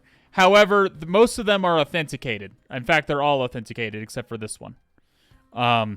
So we need to acquire credentials somehow. Okay? We need to somehow acquire credentials for this machine. For this service so that we can exploit it properly. So is there some kind of a login page? Let's look for a login page. Now, that we could do a directory brute force tool like GoBuster or Dirbuster on this. I'm not going to default to that immediately, mostly because it's going to give a lot of output. Because this is a CMS, it's going to have a lot of pages. Let's try /login. How about login.php? No. How about admin? Okay, admin. Okay, so what's the first... So what... Again... Not a walkthrough. Oh, robots.txt is good. Thank you. I always forget about robots.txt. Let's check for that. No robots.txt, but it's good that we checked it. It's good that we checked it. Most real websites in the real world will have robots.txt. We could do a Zap Spider as well. I don't know fucking how. Is it automated scan? We could just start an automated scan here. Again, me and Zap are not friends. But I guess... we can give this a good college try. We can just put that in there. Traditional spider. Attack. Do it. Okay, it seems like it's doing stuff. Okay, it's doing the thing. Okay. Good work, team. Oh, it looks like I just did it again. Whoops. All right, how do I view... Okay, sites... Here we go. So we do see that admin page that we talked about.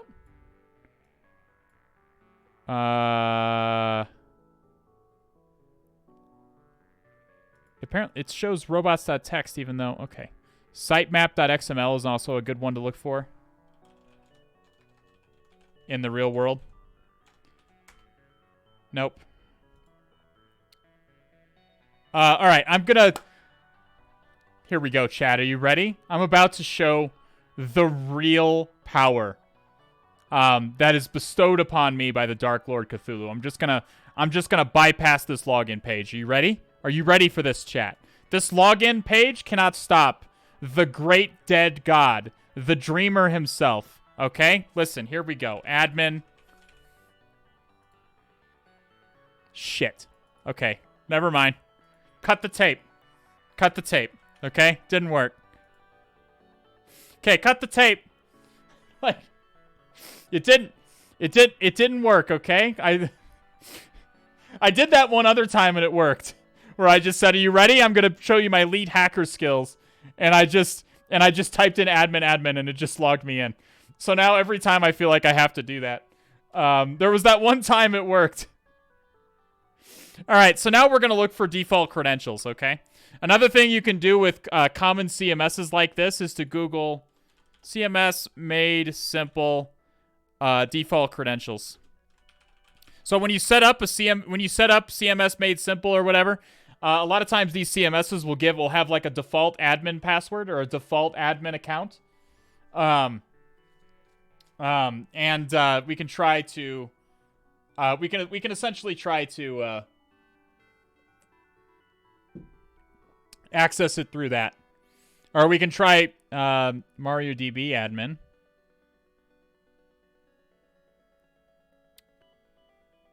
Non-root account used to access database name Bitnami, and the password is also Bitnami. So this is interesting. So MySQL was open too. Let me just copy that into my notes. MySQL was open too. We might be able to log into the MySQL database. Even if we can't log into the CMS directly, we might be able to log into the MySQL database. We'll try that out here in a second.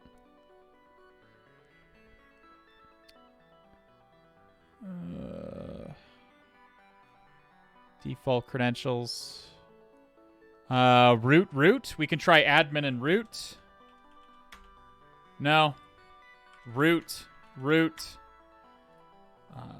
Bitnami. No joy. So you always want to try some basic. You can try SQL injection. I doubt it's going to be. It would show up in Searchsploit if it was vulnerable to SQL injection, just in the login page. But you can try something like admin or 1 equals 1. And I can really quickly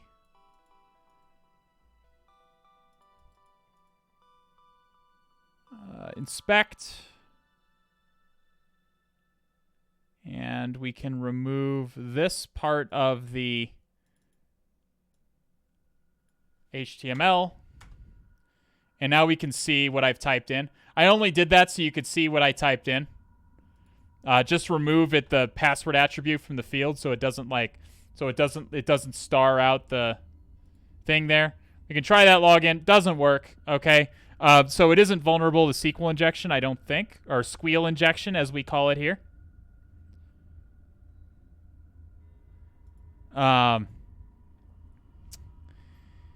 Let's try MySQL really quickly. TAC H, the host is whatever the IP address. We can use the MySQL client. There are some GUI clients you could use, but I'm just going to use the command line one. So we're specifying the host, which is the IP address. TAC U, I think it said the default was root. Let's try root and then Bitnami. I put it in my notes. Let's try root. We'll try Bitnami next. But we'll try root first. Because obviously root is more desirable. Enter password. All right. Second try. Great Dreamer. Dread Cthulhu. Let's do this.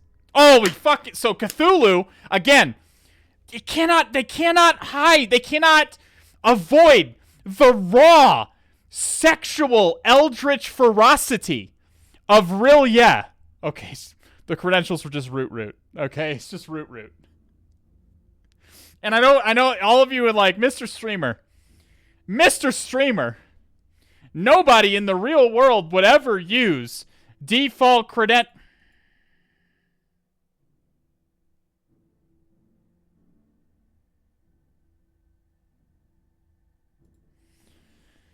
The first giveaway to that somebody has never pen tested in real life, the first giveaway, like the very first one, is if they start going, nobody would ever have a weak password like root on a service on their network, or nobody would ever have Windows 7 running on their a Windows 7 machine running on their network in the year of our Lord 2022.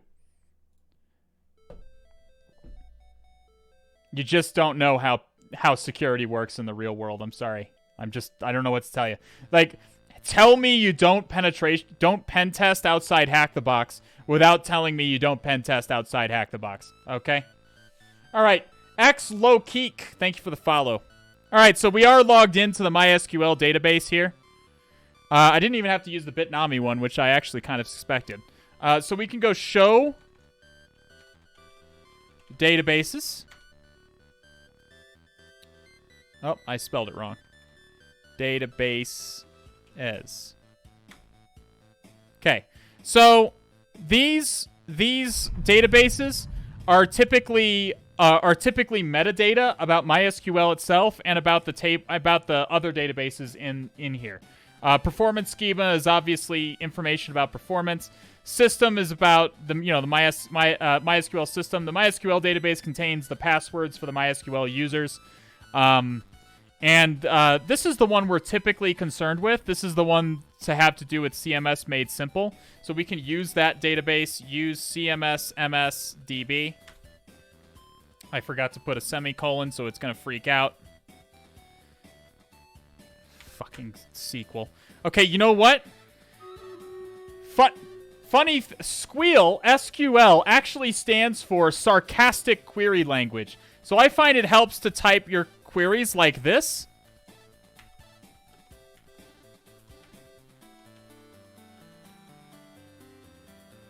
Is it users?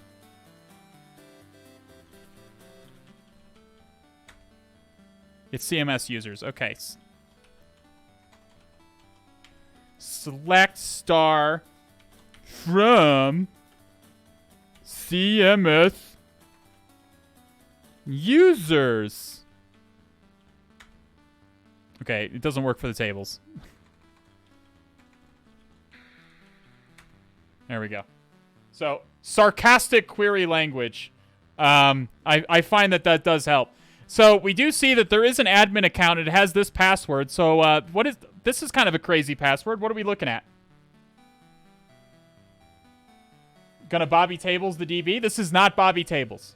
This is not Little Bobby Tables, Jifferam. Little Bobby Tables would be Sql Injection. We're just accessing the database directly. No injection is necessary. This is just they had a weak password and we just access the database directly. Yeah, so this is a hash. So, again, I'm explaining this for the newbies. This is the username. This is the password. Okay? The columns are kind of fucked up here. If I spreaded it out a little bit, you'd be able to see it a little bit better. You see it's getting kind of stretching onto the next.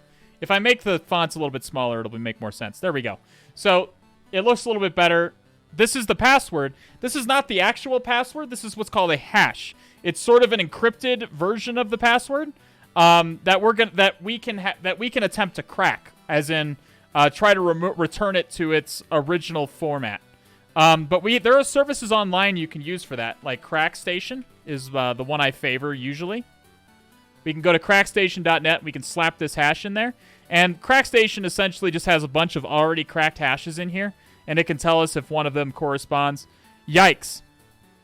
So it looks like this hash was not found. Feels bad, man. We can now attempt to...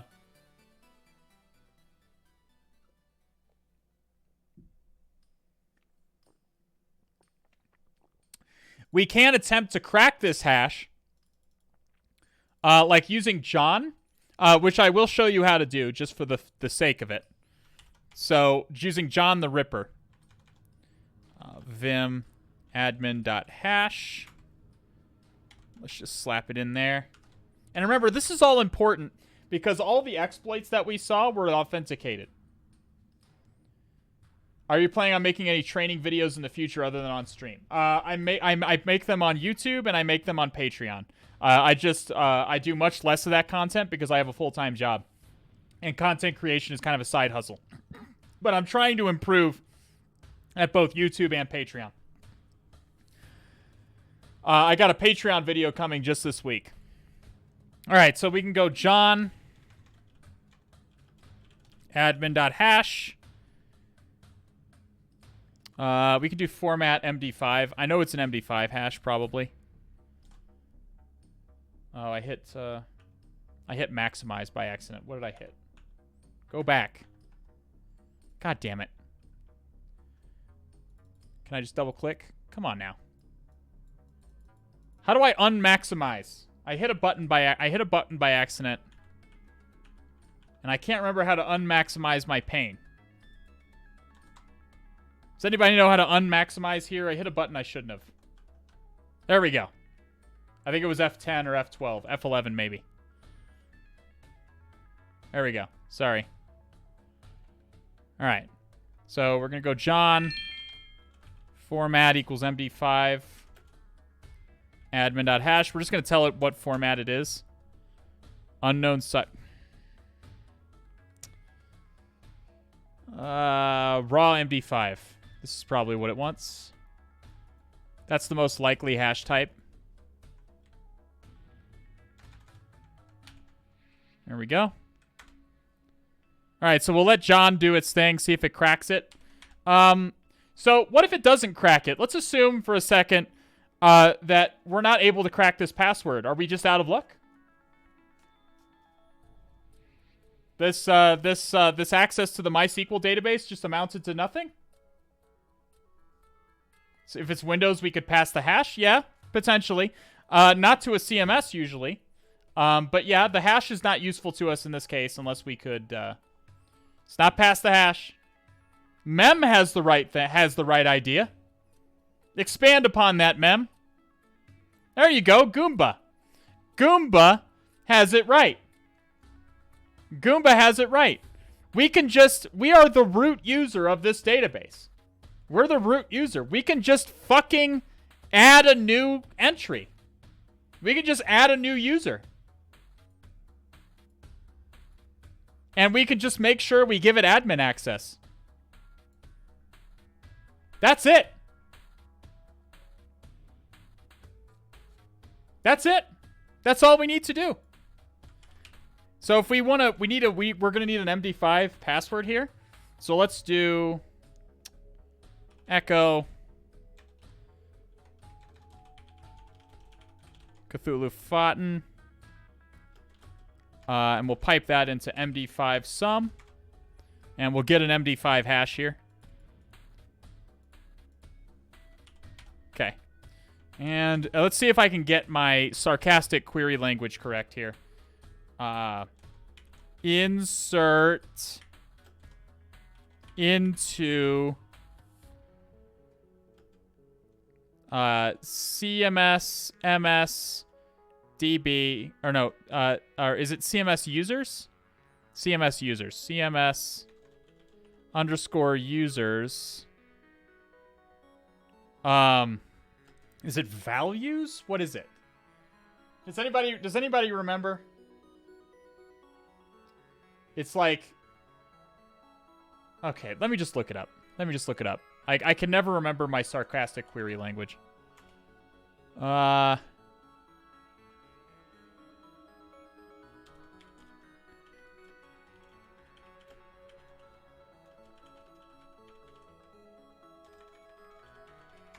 Just going to look up a cheat sheet. Inserting one or more rows. I think it's values. I want to say it's values. Insert into table. Values. Yeah. Insert into CMS users. Values. By the way, if you're confused about why I'm doing it this way, this is purely for funnies. You don't need to... You don't actually need to type...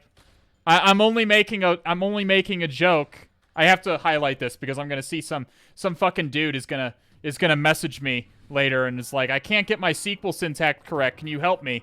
And he's gonna like copy his SQL syntax and it's gonna be fucking. It's gonna look like this. You don't need to do this. You're a non-one. What? Thank you so much for being here, my friend. Have a good night. You don't need to do this. This is purely for funnies. Values, and I think we have to put parentheses around this. We can put user ID. Okay, what are the tables? Let me make this smaller so I can see exactly what columns we're dealing with. We're dealing with a user ID column, a username column, a password column. Okay, so we have to have the correct number of values in the query. So user ID is 2. Username is going to be, we'll make it Alhazred. Password is going to be our MD5. Fuck. Damn it. Oh, come on. You're killing me.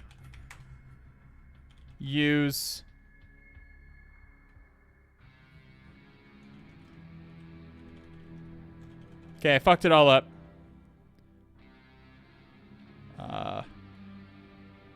Let's just go back to... Well, I have to get back into it.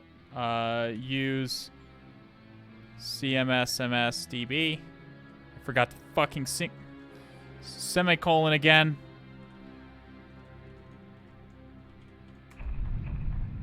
Okay, here we go. Now we can go insert into...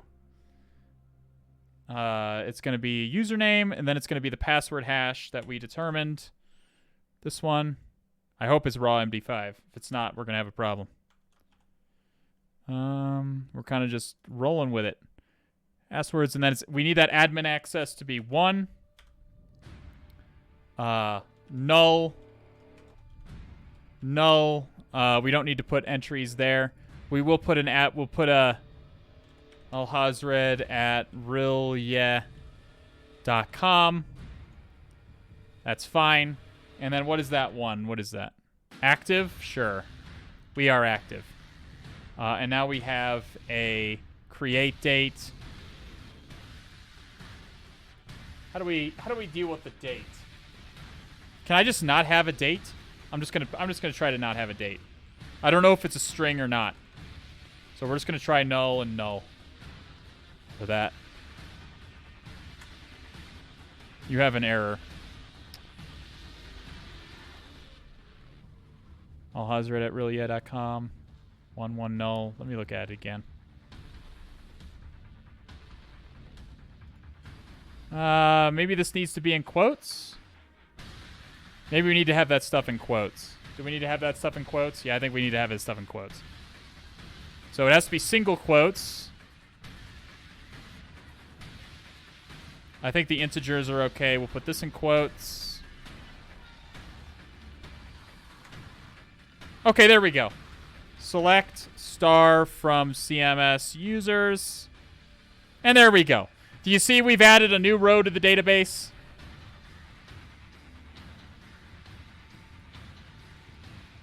I mean, apparently these nulls didn't work out like I'd hoped. But whatever. We did it. Does everyone understand how we did that? So now we should be able to go over here and we should be able to go Alhazred, Cthulhu, fhtagn. And it still does not log us in. Maybe I typed something wrong.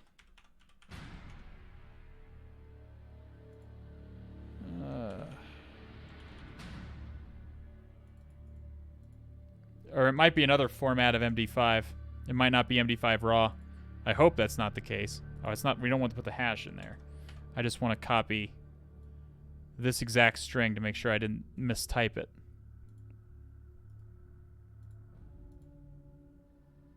God damn it.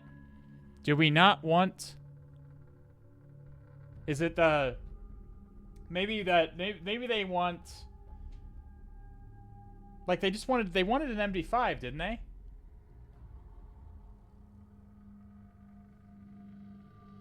Doesn't echo add a new line? Did I not put echo tac in? I did not put echo tac in. You're absolutely right. Fuck. All right. Well, you're right. Good catch. Good catch. I forgot echo tac in. Good catch. So notice echo adds a new line at the end there. So that's why our password isn't correct. This one we put in echo tac n, which means don't add the new line, and we get a completely different hash, which is intended. So we can come back here and how do we change a value? Is it update? Update.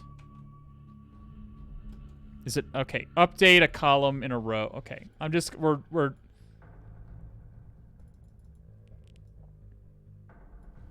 update MySQL row. You could have also used update to just change the administrator password. Why wouldn't you want to do that?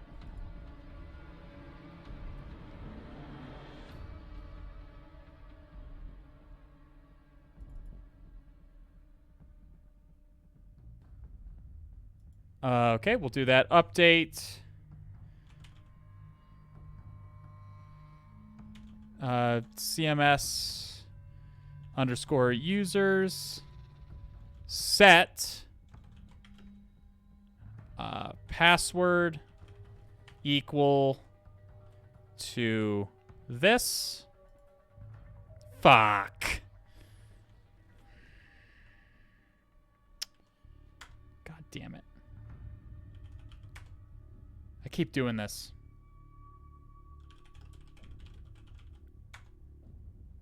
Use CMSMS DB. Oh my god. Okay, there we go. All right. I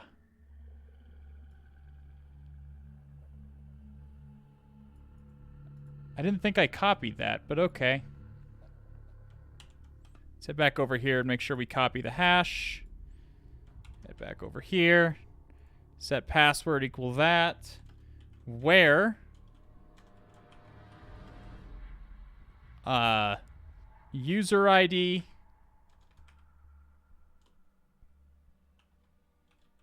is it user underscore ID? Yeah. Equals 2. So we're going to say, hey, pick the row where user ID equals 2 and change the password for me. Okay. Select star from CMS users. There we go. So we updated the... So yeah, we wouldn't want to lock out the admin. If we change this password, we're effectively locking out the admin from their own account. We don't want to do that. That's bad. It's bad. It's sloppy. The client's not going to like it if you're on a real assessment. Don't do it. Okay? Don't do it. What the hell? Where did this come from? I probably pressed the button or something at some point. So now we can probably log in over here.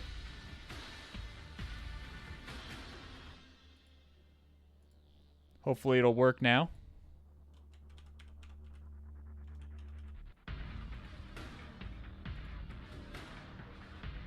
Oh my god, really? What's the problem? Is it copy and pasting the correct thing? Yeah? I mean, we could try refreshing the page. I don't think it's going to make a difference.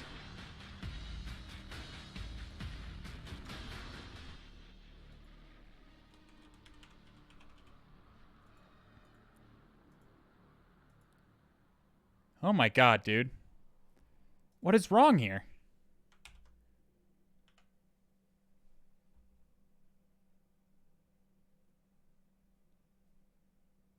Commit your transaction? How do I have to what do you mean commit? Listen.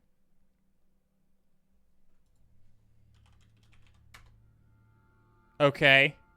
Did that... Okay, maybe I'm just not familiar with sarcastic query language. I haven't had this problem before. I've added stuff to databases.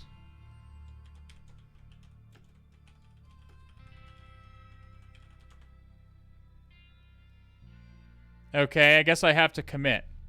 Hopefully, did it work now? Is it going to work? I guess I learned something about sarcastic query language. Again, I'm just a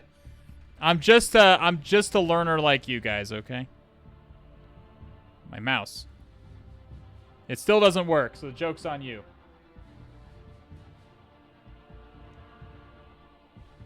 It's probably a different format than MD5. I mean, I don't know. This looks like an MD5 hash to me. It's the same length. I mean, we can go over here and look. Hang on. I don't know why I just searched for Google. Okay, just pretend I didn't do that, okay? Hashes.org is what I'm actually looking for.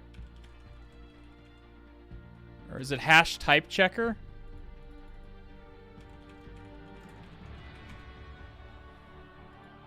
Let's see. MD5 or MD4? Could it be an MD4, I wonder?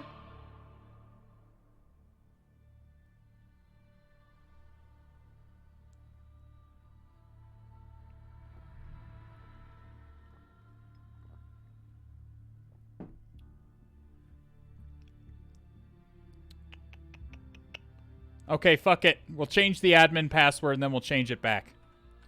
So if you need to change the admin password, just change it back. So we'll copy it. Just make sure you change it back after you're done. So we'll copy it. And we'll just set the password again. Okay. My guess is it might be one of these other fields. Maybe it doesn't like the create date being whatever. There could be any number of things that are wrong here. That's the point I'm trying to get to. So the easiest way is probably just to change the admin's password to match mine. And then we can change it back.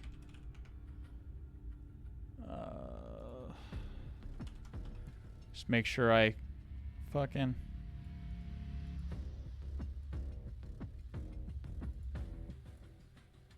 Oh my god, really?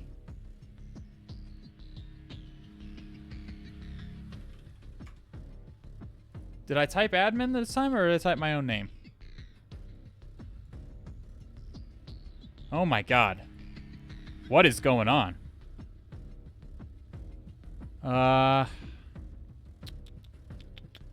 So...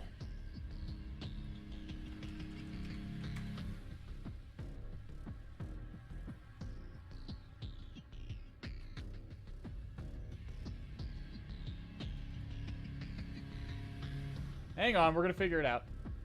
They might be salted or something. I'm trying to figure it out. Passwords are encrypted with a one-way encryption scheme. Yeah, that's a hash. If you search through, yep.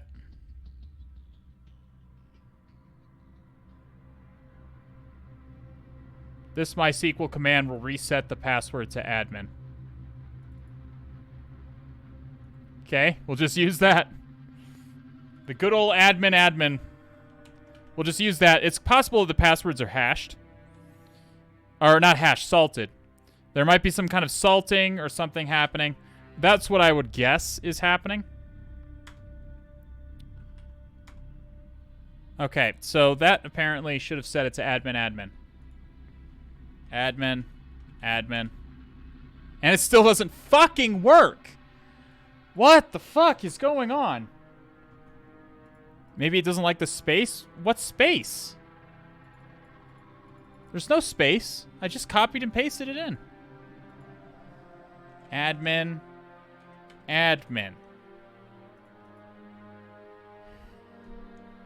You still have to commit. I don't think we have to commit. 0 rows affected. I don't think that we have to commit anything. Yeah, didn't happen. Okay? Try restarting. I'm not going to restart the database. That's not necessary. I don't know why this is failing.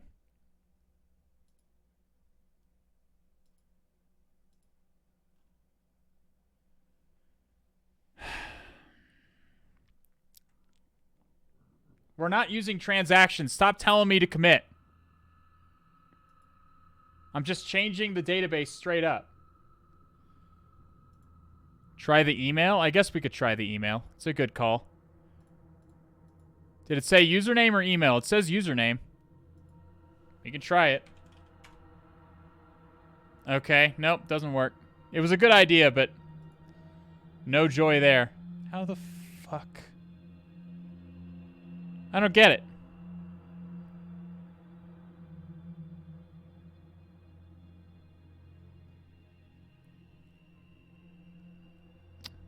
No, this is from 2007, so it might be a different version.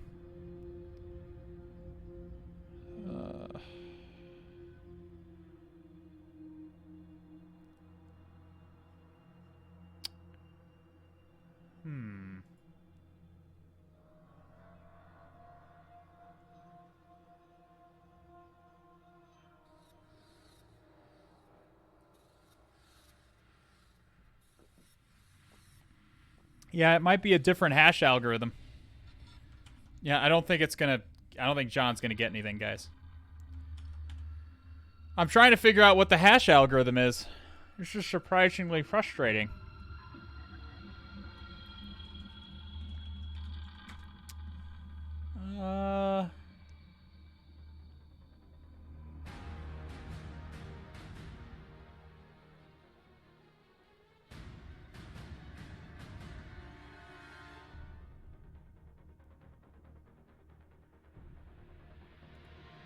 Aren't securing passwords properly.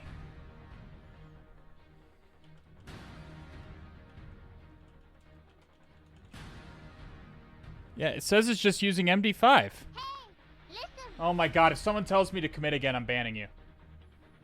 If someone fucking tells me to commit again, I'm gonna fucking ban some. I'm gonna start banning people.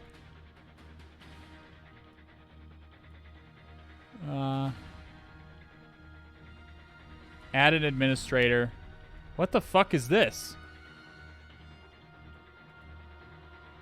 Following the guidance in the above troubleshooting advice, which states that I should run a query to add an administrator for a hacked site. Okay. This is in 2014. So MD5 concat.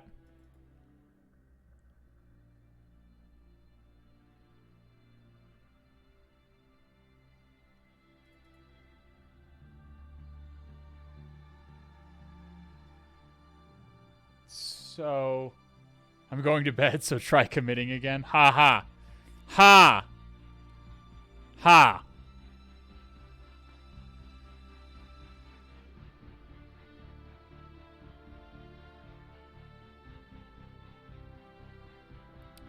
Update CMS users set password. I guess we'll just work with this. Hey, listen. Oh my god, what?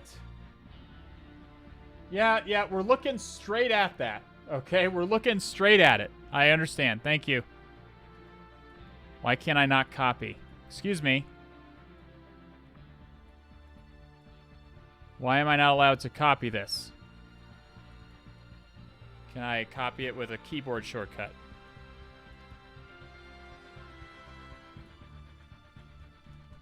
Did this work? It did. Okay. So where username equals admin. I don't know what, like, so it looks like it is kind of salted. Like it's concatenating. It's concatenating some other value with the actual password. And it looks like that, it looks like that's, it's kind of like salt. It's similar to salting it. So we'll just make it admin. We'll just set it to admin. Or we'll do Cthulhu fhtagn. Username equals admin. And semicolon. Okay, that seems to have worked. Here, we'll commit it so that we can see 0 rows affected again.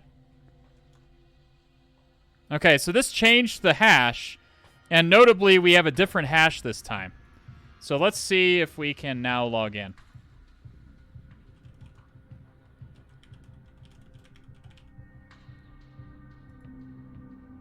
Okay, that worked. Nice. Okay, good catch on that. That's what I was kind of looking for. Like, I figured they had to be salting it or something like that. That's a pain in the fucking ass. So they're taking some setting and they're concatenating it with the password. They're taking the site ref value, site preference value, and they're concatenating it with the password, and then they're hashing that. They're hashing this concatenated value. Hopefully that makes sense. It is an MD5 hash, but they're kind of just, they're mangling the password beforehand to make it a little bit more secure. We did get there. We did get there. I wouldn't have guessed that. We can also change our own password. That would also be why the password was not cracked by John and it wasn't in Crack Station. That would make a lot of sense. Okay, we can also log in as our made-up account. We can, like... Okay, I guess that locked us out. And we can...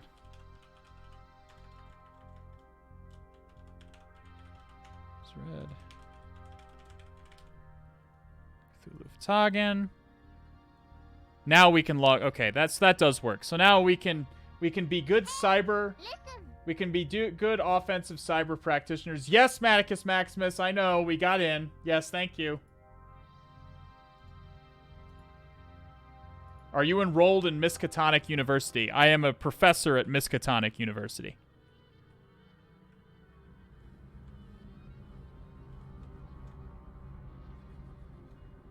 Professor Emeritus, you could say. I don't know what that means, but I am it. So we can change the admin password back. This is because, again, I'm trying to teach you guys good offensive cyber practitioning, okay?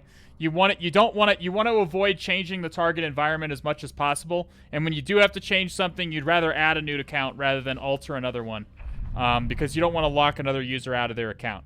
If you do end up locking a user out of their account, that's okay. Just make sure it's temporary and that you can restore it when the client asks why their user is locked out, preferably before that. All right, so we're finally logged in to My-CMSMS, although I'm noting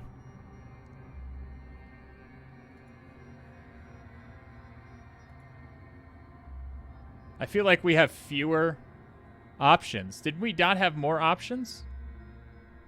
It says admin console. Did we not have... I gave myself admin permissions. It says admin access. I guess you have to give specialized permissions from somewhere. Okay, so we're going to have to... We're going to have to change the admin password back again. Sorry, admin.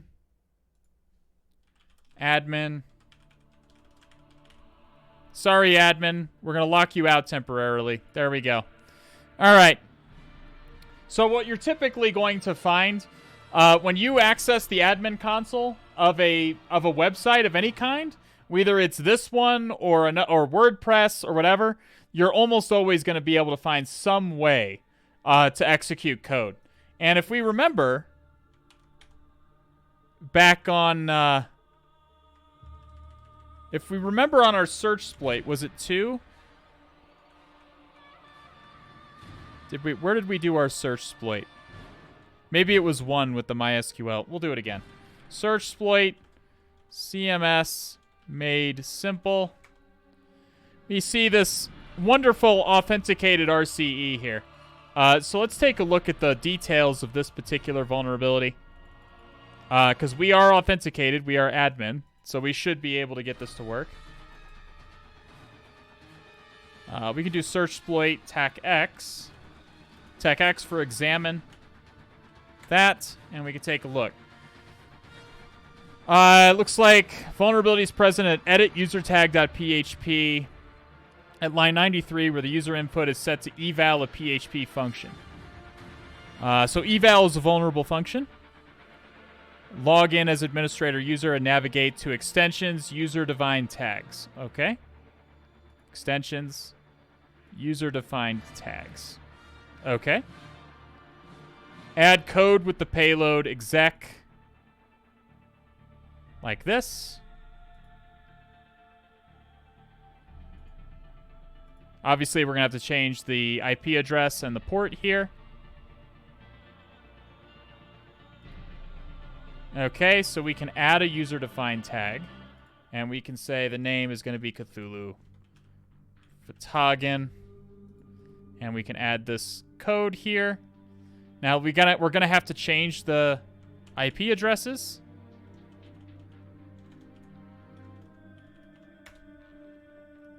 So this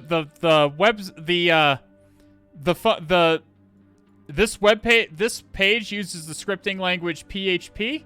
Very, very common in the real world to see PHP floating around. So we're feeding it PHP code to execute. This exec function is a PHP function.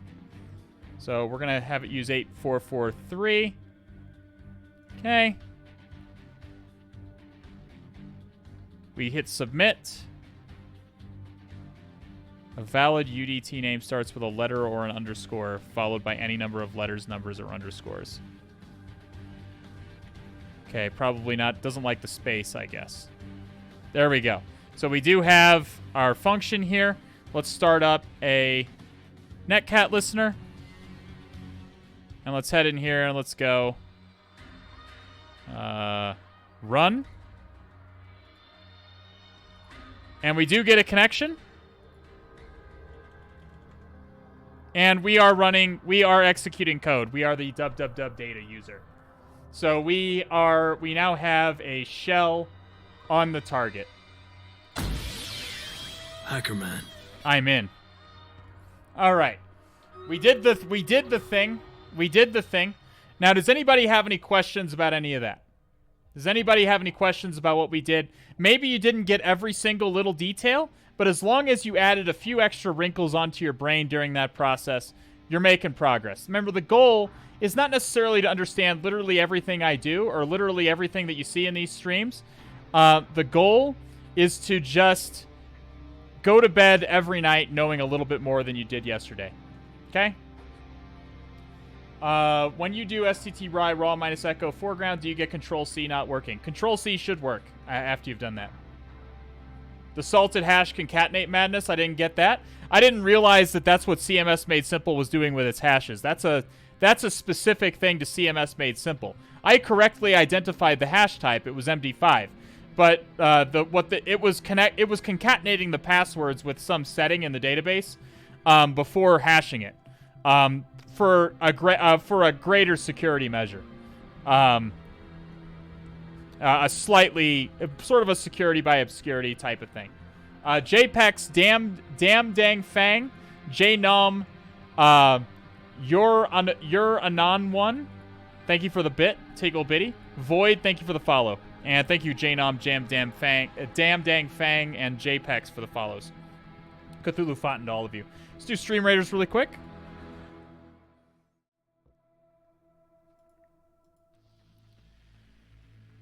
Can we write something like this? Command some base 64. Do we have to escape the second equal sign? What do you mean? You mean like in the PHP thing we just executed? Probably, yeah, you could base 64 encode it. That'd be fine. This is not a stable shell. Can you run Python to get a stable shell? Yes, you can. We're going to do that in just a minute. As long as Python is present on the machine, which it usually will be on these Linux machines. Man, we just got our fucking cheeks clapped. My rectum hurts. Jesus. Get your fucking units in here, because that is unacceptable. I'm cracking the whip, okay? I'm the Stream Raiders pit boss. Get your fucking units in. Stop fucking around, okay? Do you recommend 802.1x for port security with certs instead of creds? Yeah. 802.1x is fine for port security, but again, remember you're talking about physical ports rather than logical ports. Typically on this stream when we refer to ports, we're going to be referring to logical ports. There's not a whole lot of reason for us to talk about physical ports on this stream. Newbie question, why can a shell be unstable and what does it mean? Does it crash often? Good question, the only beast alive. So let's take a look at what this shell is actually... let's take a look at what this shell actually is. Okay, so this shell is just a result of this simple one-liner. This is the simple one-liner. We're executing bin bash, and we're feeding it the command. We're executing another instance of bash, and we're basically redirecting. We're basically telling it to, hey, make a connection to this IP address and port, and redirect standard input and standard error. Redirect all input and output into this pipe that we've opened, into this socket that we've opened. Okay, that's basically what we've done. This is a very jerry-rigged reverse shell. Whenever we send a command, it goes through this very simple pipe that we've created, and is executed by bash. Does that make sense? This is obviously not ideal. If we were connected through like SSH, for instance, the shell would be much more stable, because that's how SSH is meant to be used. We're using SSH the way it's meant to be used. In this case, we're not using SSH. We're just like kind of really quickly and sloppily redirecting the output of our commands to this simple socket that we've set up and having bash execute them. That's it. That's all we're doing. So when we talk about a shell not being stable, we typically talk about jerry-rigged reverse shell one-liners like this. There are multiple ways that you can stabilize and make like a pseudo-interactive terminal. One of those ways is with Python. So we can go Python 3-c, import pty, pty.spawn, bin bash. So you notice now, we now have a prompt here as well. Notice now that we have a prompt. Let's increase the font here. So you can see that we have a proper prompt here is now, and we can actually make it even better.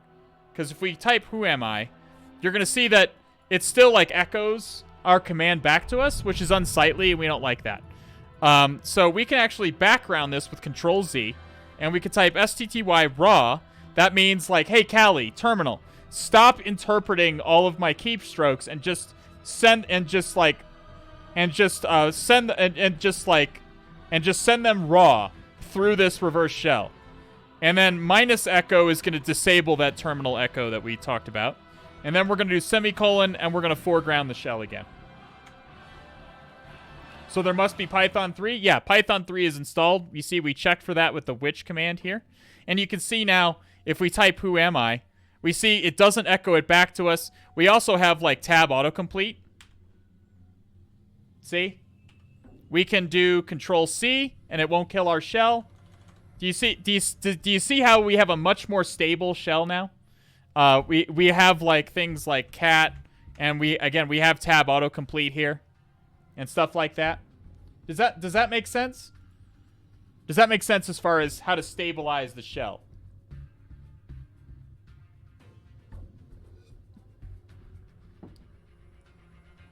Anyone curious about the PHP code setting the user password can read here? Okay, it looks like, okay, yeah, you can, so this is the actual, PHP page in CMS Made Simple that does the password. Yeah, I just didn't know it was doing that. So, now we have a reverse shell. We have initial user access on this machine. What are we doing now? Like, what is our next step? Again, I try to give you guys, I try to focus on what your mentality should be. Like, what are we going for next? Credentials. Okay? So we are running as, the first thing you should be worried about is, what user am I running as? And where are credentials likely to be stored that are accessible by this user? Okay? If you're the www data user, the first place you're always going to want to look is in the web application directories. Okay? You're going to want to look. In this case, we've already accessed the database. You'd usually want to look for like database credentials. You'd usually want to look for like database credentials and so on and so forth to see if you can see if those work. But in this case, we've already accessed the database, so that's not really all that interesting to us. However, I'm seeing another file on the screen that seems quite interesting to us. What do you think? Which file would that be, do you think? Let's rate Etsy PassWD and Etsy Shadow. Well, Etsy PassWD probably won't have passwords in it. It could, if it was like a super old Linux machine, or if somebody had put a password in it for no apparent reason. Etsy Shadow is usually only accessible by root. If Etsy Shadow is readable, then that I have some concerns. What is in the file that htpasswd? Good question, Sorovi. That's a good question. Let's find out. My goodness, it's some base 64. Let's go ahead and unbase 64 that. Echo TAC-N. See, I remember the TAC-N this time. Base 64-D. We have some more base 64.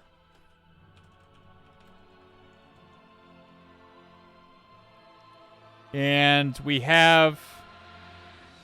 It looks like some of the base 64 got mangled. I think there was too many equal signs at the end here.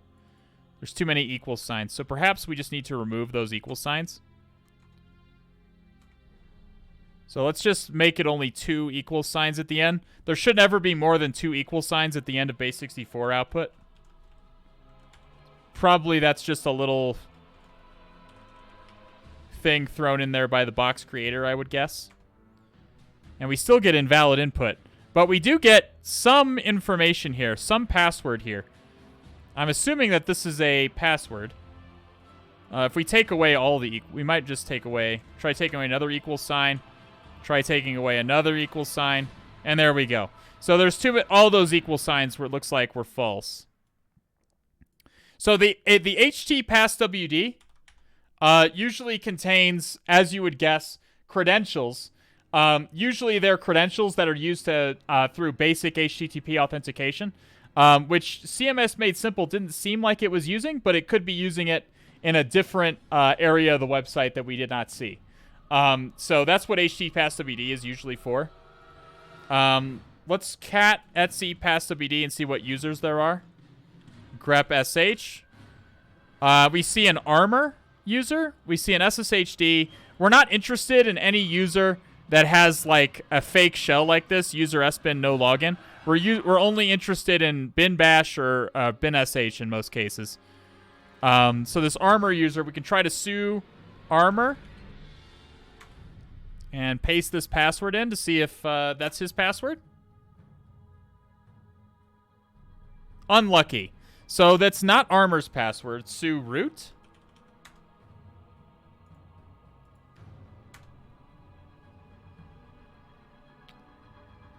Unlucky. So I wonder if this base 64 was the password.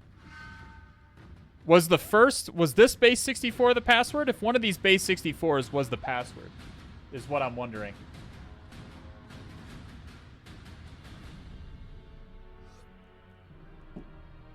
Actually,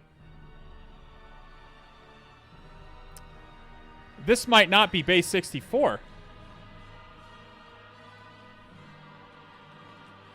I might be jumping to conclusions. Okay, maybe not. Was that the correct? It might be base 32. That would explain probably the double equal sign. Or the quadruple equal sign.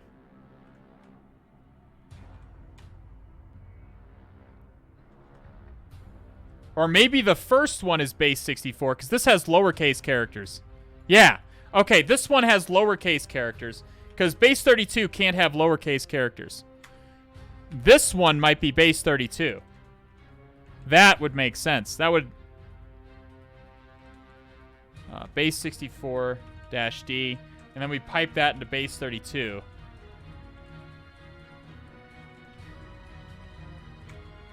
Ah. Ah.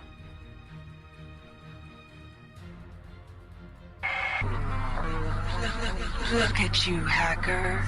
A pathetic creature of meat and Shodan bone, is upset with us. panting and sweating as you run through my corridors. How can you challenge a perfect, immortal machine?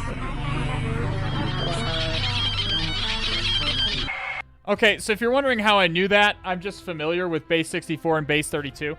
Base 64 is far more common than base 32. But there are a couple of indicators here. The most obvious indicator is the quadruple equal sign at the end here, and the fact that all of these characters are uppercased. Base 32 only has an uppercase character set. Okay? So this is kind of a silly thing. This is a silly CTF thing. You wouldn't see this in real life. Like it base 32 encoded, then base 64 encoded. But in this case, they're just acknowledging that it's just a funny little CTF thing. Okay. So we do have some credentials here, or you could say a fine addition to my collection. A fine addition to our collection. Headstrong, thanks for being here, my friend. I'm glad you could be here. Have a good night. So we'll go ahead and slap this into our notes. So we take good notes. We are good hackers. We take good notes.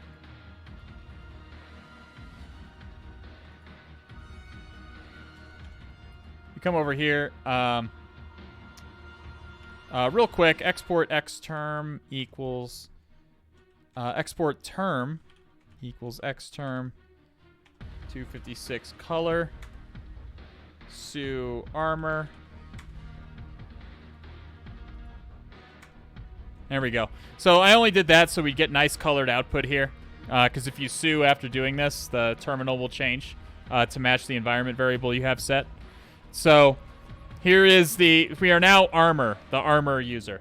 So we can go to our home folder, and we do see, I'm looking for local.txt. It's probably in here. Yeah, cat local.txt. Okay, we found local.txt. So we found the first flag. 2 flags on most of these machines. Okay. Come over here. We click on the little flag icon over here. It's going to ask us for our flag. We're going to paste that in. And it connected, and it's going to fill up this bar for us here. There we go. There we go. Exec bin bash works as well, I believe, for setting the colors without doing su. Yeah, that would probably work. You're right. I normally don't care about the colors. It just looks nice. We can also SSH in. We have valid credentials for the armor user now, so we could just SSH in. Recall that SSH was open in our port scan, so we could just SSH in now. I'm not going to because I don't really feel it necessary.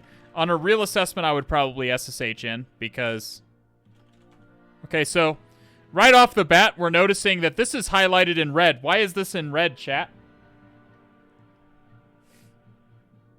Why does bash highlight this in red for us? Because it's SUID.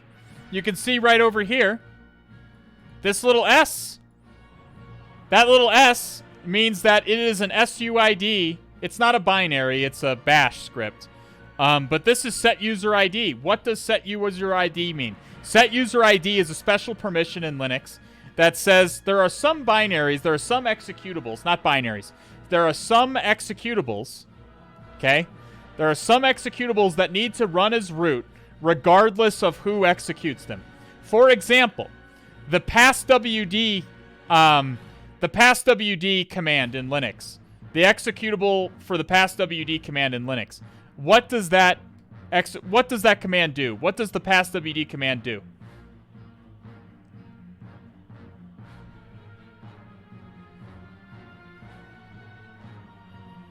It's not a hard question. Well, yes, it handles it allows you to change your password. It allows you to change your password. And in order to change the password, it has to change the hash in etc shadow, which is only accessible by root.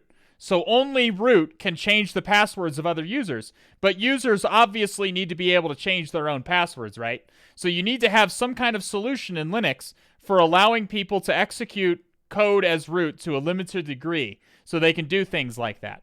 The setUID was Linux's first attempt at that permission. A more modern solution is called capabilities, but we're not going to go into that right now. Set user ID. The set user ID bit means that no matter who executes this executable over here, it's going to execute as the owner of the file. Usually, that owner is going to be root. Not always. Not always. Here we see that the owner is root. So if we execute this binary.sh, it will execute as root. Isn't there a difference between setUID, sticky bit, and setUID? Yes. Yes, there is. SUID and setUID are the same, but the sticky bit is not. It's common misconception that the sticky bit is another way of saying setUID. It is not the case. The sticky bit is a different bit entirely. It's a different permission entirely here. If you set the sticky bit on a file, it means no one but the owner of that file, even root, can delete that file. Does that make sense? It prevents the file from being removed by anybody except for the owner. Does that make sense? Different thing. The sticky bit and setUID are not the same. So let's look at this binary.sh. Okay? So, we see that it's a bash script. We had assumed that. And all it's doing is it's echoing. It looks like it's an incomplete script. All it's doing is it's taking whatever command we feed to it, and it's putting it into the echo command here. But it's so it's literally just okay. I thought we were gonna have to exploit when I first saw this. I thought we were gonna have to exploit this echo here, and I probably will show both ways of doing this. There's an easy way and there's a somewhat harder way, a slightly harder way. But the key is these backticks. What if you put backticks around something? If you put backticks around something, what does it do? What do backticks around something in Bash do? Yeah, it executes. This tells it to this is one way in Bash that you can execute a command within a command. So let's just see binary.sh and it wanted a command, so we'll do the ID command. Oh. I didn't expect that. I thought it would do it as root. Is it dropping its permissions? Bash may be dropping its permissions. The bin bash likes to drop its permissions to the lowest possible level. Yeah, it looks like Bash is dropping its permissions, so we're not actually able to. Execute code that way. It is executing the code, but it's executing as armor. Does that make sense? What if we run it with sudo? We're probably not. We can do sudo tech L.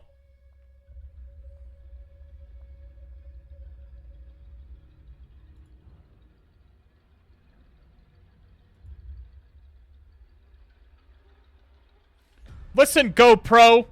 I don't want any Keck W's. Okay, listen. I'm not used to... Proving Grounds has multiple ways... Proving Grounds has multiple paths to root, apparently. Every single time. That is not true, Perfidious Reprobate. The only reason I didn't check sudo tech-l this time is I saw this fucking SUID executable right here in front of my face. That's the only time I didn't do it this time. There was a set UID executable right in front of my fucking face. But, okay, so what am I looking at here? Sudo tech-l is a command that's going to tell us if we can execute command as root, if we can sudo any commands. If we can execute any commands as a different user, it's going to tell us what those commands are. Here we see that we can execute, with no password, we can execute Python as root. So is that insecure? Tell me, you guys. Is it insecure to be able to execute a programming language as root? What do you guys think? Is that not necessarily... Yeah, it's pretty bad. You might as well just make this user a root user if you're just gonna let them run Python. Like they're just root. Like, so, sudo user bin Python. What's the easiest way to do this? Tech C.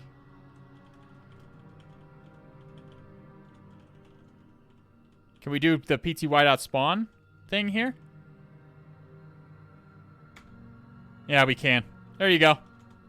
So we are root.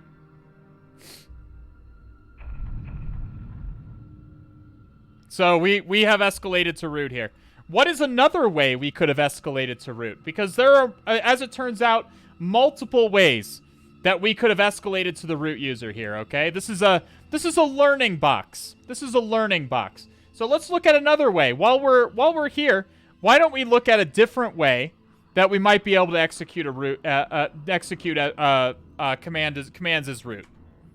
Okay. Let's look at this binary.sh again. So, what's interesting about this binary? Which part is particularly interesting? I mean, other than the fact these backticks. Other than these backticks, which again, Bash is dropping its permissions, it looks like. So we can execute code through this, but it's not as root. I mean, yeah, we could check the sudo version. I like that. We could run linps, which is an enumeration script. 740i is getting at what I'm driving at here. So echo is being called without the absolute path. And what do we mean by an absolute path? We mean any path that starts with slash. Okay? Bin bash is an absolute path. In Linux, there are absolute paths and there are relative paths. Let's do a quick notepad stream so I can explain this. So an absolute path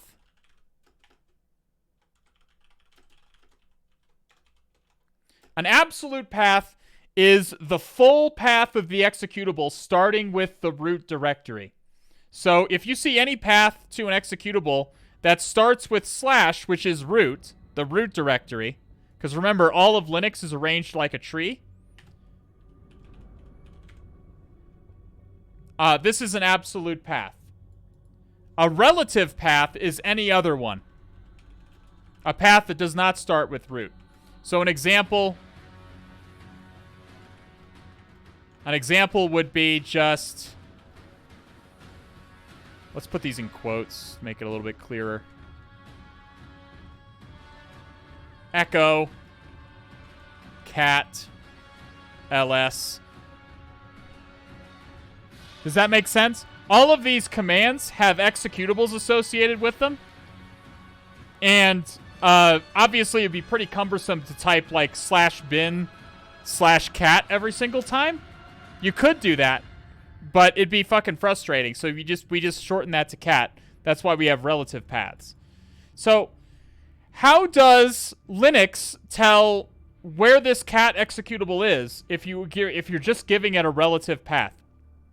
How is Linux able to figure out where cat is located? Yeah, so Alfred VI is correct. It's the path environment variable. So environment variables are like basically little configuration settings of the environment that you're in. And you can see them all if you type in env here. You can see all of the various environment variables that are set. So you see like there's one for shell that says bin bash. The working directory that we're currently in is home armor. That's pwd is not password, it's present working directory. Apache log dir is set.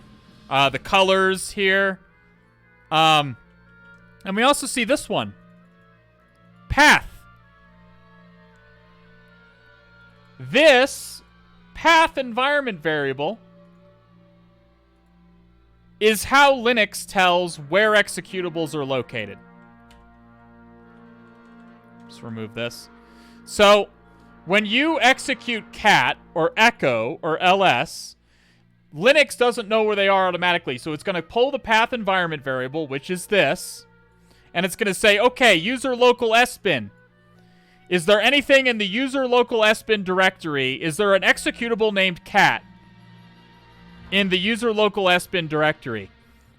If no, it's going to go on to user local bin. You can see these are all directories that are separated by colons. If no, it's going to go to user local bin and say, okay, is there a cat in here? If no, it's going to go on here, and then here, and then here, until it finally gets to bin cat, which is here.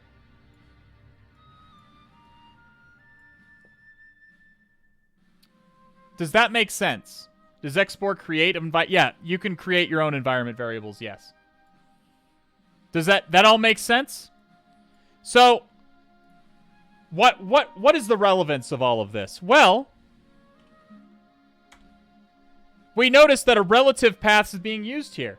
So, if we execute this binary, it's going to go to execute echo, not binary. This is not a binary. If we execute this, executable script, it's gonna run through this process to find echo. What if we put our own echo? We made our own sneaky, malicious echo, and we put it like in user local sbin or in anywhere that's before where actual echo is, which is here. The script will find our malicious echo first before it finds before it finds the real one. Does that make sense? And it will execute our code. And since this is executing as root, because this is set UID, that will execute code as root. So an easy way to do this is just to use. Let me do stty really quickly. stdy-a to get my rows and columns. Rows 33, columns 120. stty rows 33, cols 120. Okay, vim echo. And we're going to make another shell script. It can be a binary. It can be anything executable. In this case, a bash script will be probably the easiest way to do this. And we're just going to execute bin bash tacp. Now, this tacp is important because bash is going to tend to try to drop its permissions. If we add tacp, it prevents it from dropping its permissions. So it will execute as root properly. This would still work if we remove tacp, but it's just going to execute as armor again. It's not actually going to give us a shell as root. So we do need to make this executable. Chmod plus x echo. So we can see there's this new echo right here. But this echo is in this current directory, which is /home/armor/echo. It's in /home/armor. And if we echo $path, we can see that directory is not in here. But fortunately, for us anyway, every user can edit their own environment variables at any time. So I can just go echo path equals home armor colon, and then $path, just tack on the rest of the current path onto the end of it.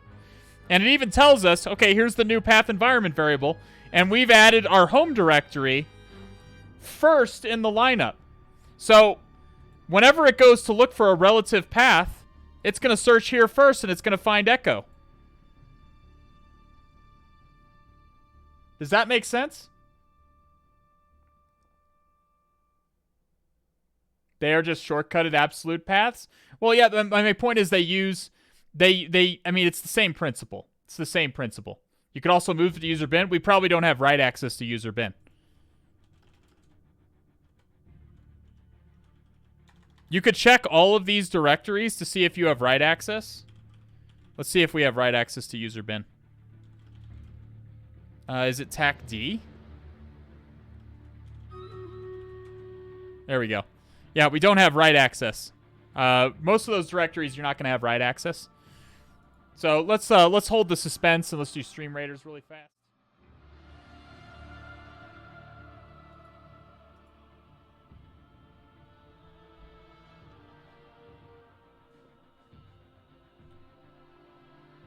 Hi, honey.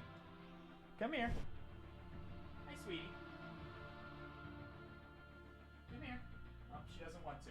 Come on, honey. Come on. Come say hi. Okay, I got her.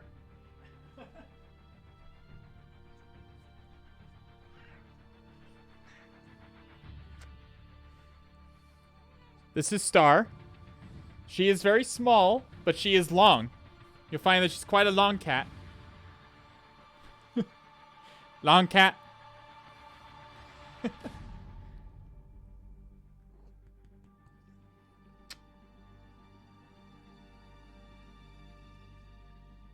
She hates you so much right now? No, she doesn't. She wants to be interacted with. Just not in these terms. Go ahead. We're all here for Star? I don't blame you. She's the real star of the stream. So to speak. Technique with the most kills. Al4Z star, Al4Z star, Al4Z star. Indeed. She's still here. She's on the desk. I put her down on the desk. Okay. Thank you so much for those 100 Tegel biddies. Christian Kuhnhath and Aztaz. Pady, I guess Pady MC.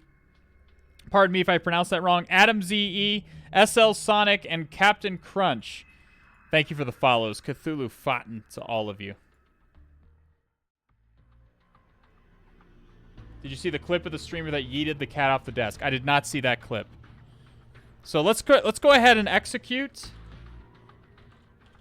binary.sh, and we can give it a command, but it doesn't really matter. That did not work like I had hoped. Echo is here. It's executable. Why are you not executing it?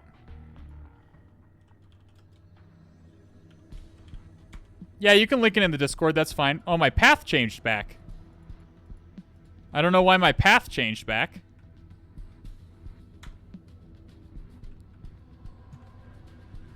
Huh. My path is changing back over and over again. That's very strange. Oh, is there some kind of cron job that's changing the path? Alright, well, we can just do this, and then we can just...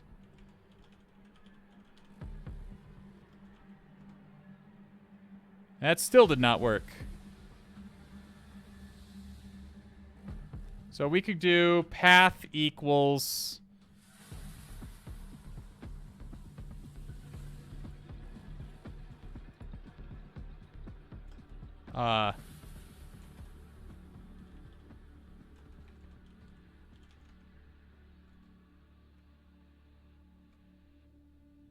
That still did not work. Huh. Export, not echo? Am I doing echo? Oh, I am doing echo. Oh, I'm an idiot. I'm just a moron, chat. I'm so sorry. Professional pen tester, by the way. My goodness. It doesn't matter. It still didn't work. Export path equals that. Echo $path. Let's just set the path directly to what we want it to be.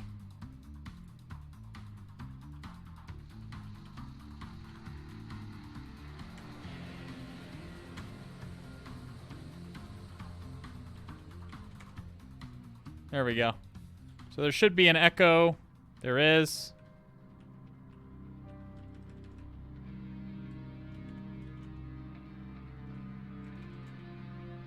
And it still did not work. I feel like I'd enjoy getting to know Cobalt Strike, but also could see liking creating custom droppers that bypass AV from Sector 7 courses. I mean, I've heard about Sector 7. I've never taken one of those courses. Cobalt Strike is highly customizable, though. Like, it has its own built-in artifact kit to completely change all of its executables and droppers however you'd like. Cobalt Strike's greatest power is in how customizable it is. You know Cobalt Strike is good because all of the actual criminals are using Cobalt Strike, okay? So you're saying CRTO is the move? CRTO is one of the best values for your money. If you're trying to be a red teamer, CRTO is one of the best values for your money out there. Have you ever used Metasploit Pro? No, I've never had access to it. Cat is a binary? Well, it's an I mean, I don't think it matters that it's not a binary. It should just... I've done this before, and it's worked fine with a bash script. Like, if I just execute echo... Yeah, it's working.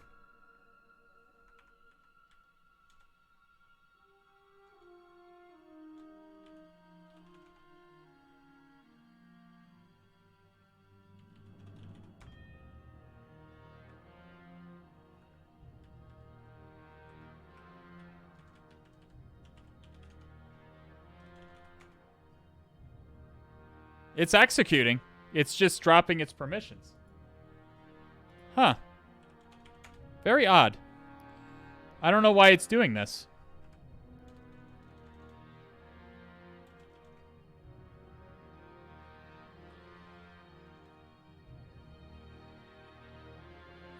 Can you open the script again? Yeah.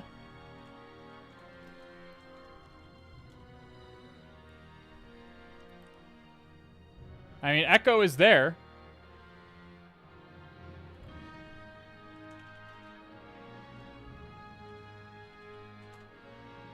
We've changed the path.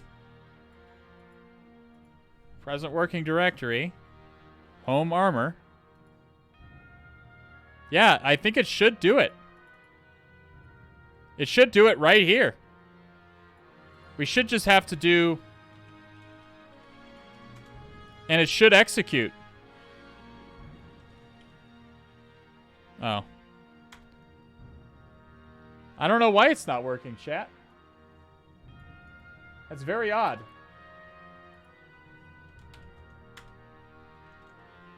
I think it was supposed to work that way.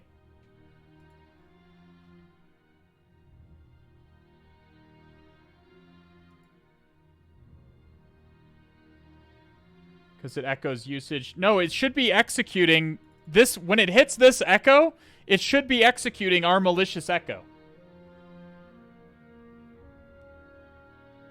Permissions of the new echo. I already. It has executable permissions.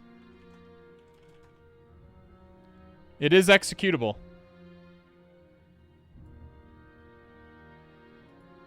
It's owned by root. Huh. Very odd.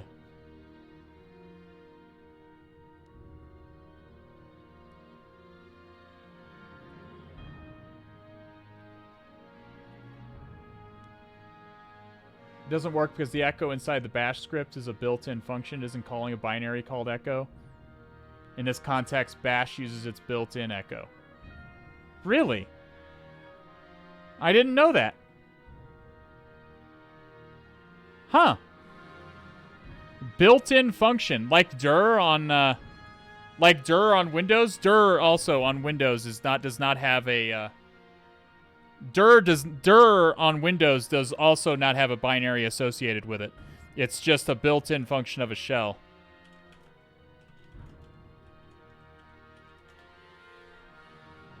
Bash built-in commands. I'll be damned. I mean, there is an echo. It's going to tell us the one. Oh, no, it tells us user bin echo.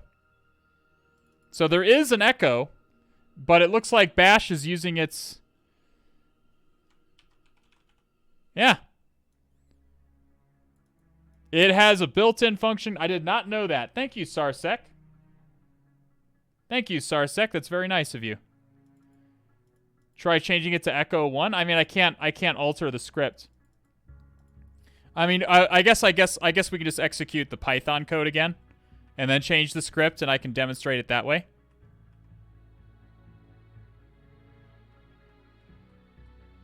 Which I guess we might as well do. Let's do this to get a root shell again. Vim binary.sh. And we'll just change this executable to echo 1.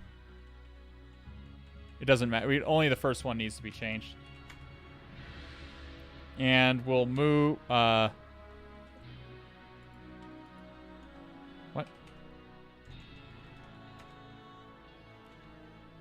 Okay.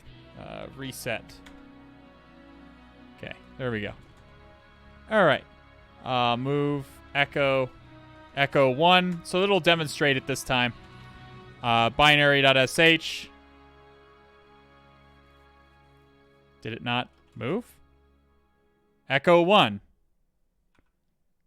Oh, I have to change the path environment variable again. Export path equals home armor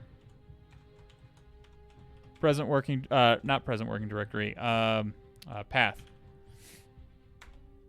echo $path. There we go. Now if we execute binary, well, it's executing now. We are in a new shell, but we're only executing as armor. God fucking damn it. Why are we armor again? Fuck. Let me execute as root. I did bin bash tac p. What the F?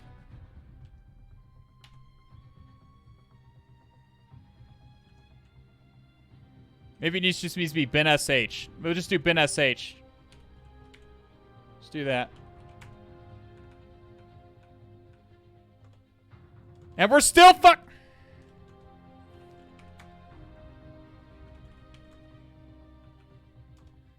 Is it bin sh tac p?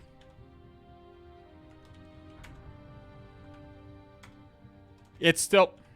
I hate everything. Alright, cut the tape. I don't know how anything works anymore. Is it bin sh tac I? Is that how it works? You're running it as bin... Okay, we'll just do it as bin sh. I don't think it matters. Does tac I do it?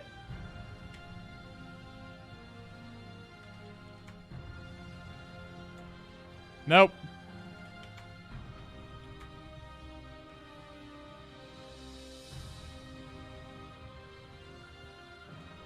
Maybe it needs to be bin sh up here. And then we can do bin bash down here. Tac p. I always get this... I feel like I always get this fucking shit wrong. It's still not working. God damn it. Make bin bash set UID. Yeah, you could make bin bash set UID and stuff. I'm not... Just echo yourself into... I mean, there's other ways you can do this. Let me just... I can just... the code is executing as root. It's just bash is not like... It's dropping its permissions.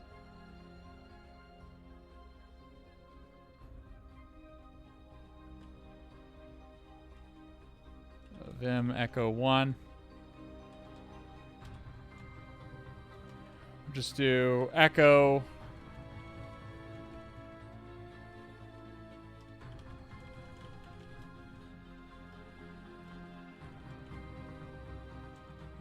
home, armor, Cthulhu.txt.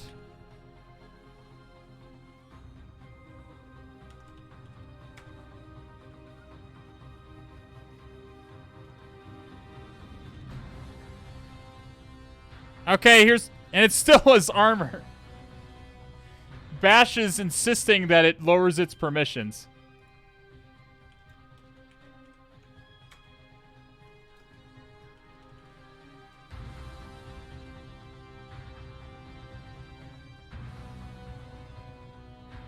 I don't know why bash is...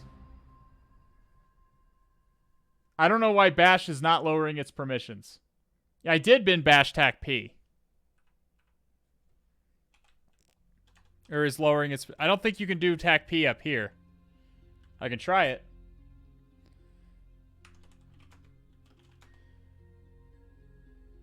We're experimenting a little bit here, chat, because I don't know why this is not working.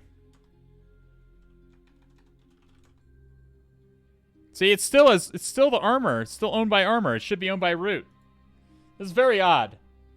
Bash is being a little bitch and lowering its permissions despite the tac p option. Am I fucking crazy? It should... The tac p option should take care of it.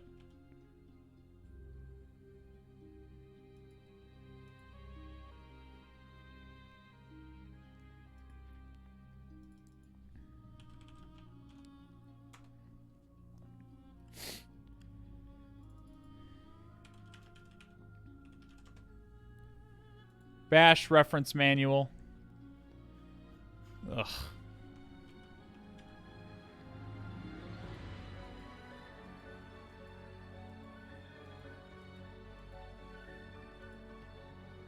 Come on.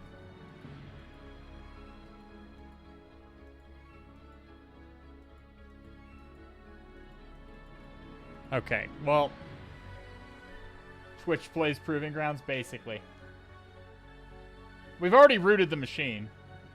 Bash scripts can't run with the set UID bit set. Linux doesn't allow any scripts to be set UID, although other OSs do. I mean, this one is set UID, though. I mean, this one is. It's highlighted in red.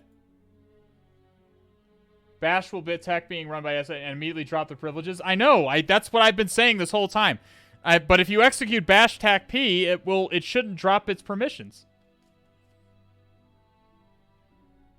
It should not drop its permissions. Now, the first, if this one is clearly set UID, you can see it right there. Just chmod 777. I mean, it's not going to change anything. It's not gonna change anything. I don't know why it's not working. I'm not going to fight with it anymore. We already rooted the box, okay? We rooted the box. It might just be a rabbit hole. I don't know. I've already rooted the box. I'm not sure why it's not working. The echo as a built-in function was interesting. That was clearly happening. We can execute code now through echo 1, but oddly enough, we still cannot get bash to execute as root. A little bit frustrating. Anybody have any questions about all of that other than why the fuck that wasn't working? Questions I can answer would be good. Questions I can answer. Let's stick with those. We'll start looking for someone to raid. We'll be back on Sunday. We're doing King of the Hill. So if you would like to hack with us, on King of the Hill is like a friendly, competitive try hack me platform where we all try to hack into the same box at the same time. And we have a lot of fun with that. So get ready for a little bit of fun and memes and malding on Sunday. The Batman, will it be good or not? I'm seeing it tomorrow, so I'll let you know if you want to. If you want to know how good it is, I'll mention it. I'll talk about it on Sunday. But I'm going to see it tomorrow evening. I got my tickets and everything. Who are we raiding? I have to learn a bit more to join you in King of the Hill, but we'll happily watch. Oh, by all means. But I opened it to all skill levels, really. The boxes in King of the Hill are very easy. There's multiple ways in to all of these boxes. And there's interesting stuff. There's something for everybody, regardless of what your skill level is. So don't feel like you're excluded just because your skill level is not there or anything like that. I assure you it probably is. Let's see. Who are we rating? It looks like there's no one on the... Let's see if streamers...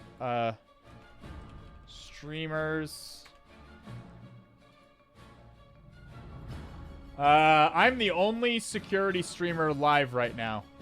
According to the streamers list. So we'll raid Dino Dan.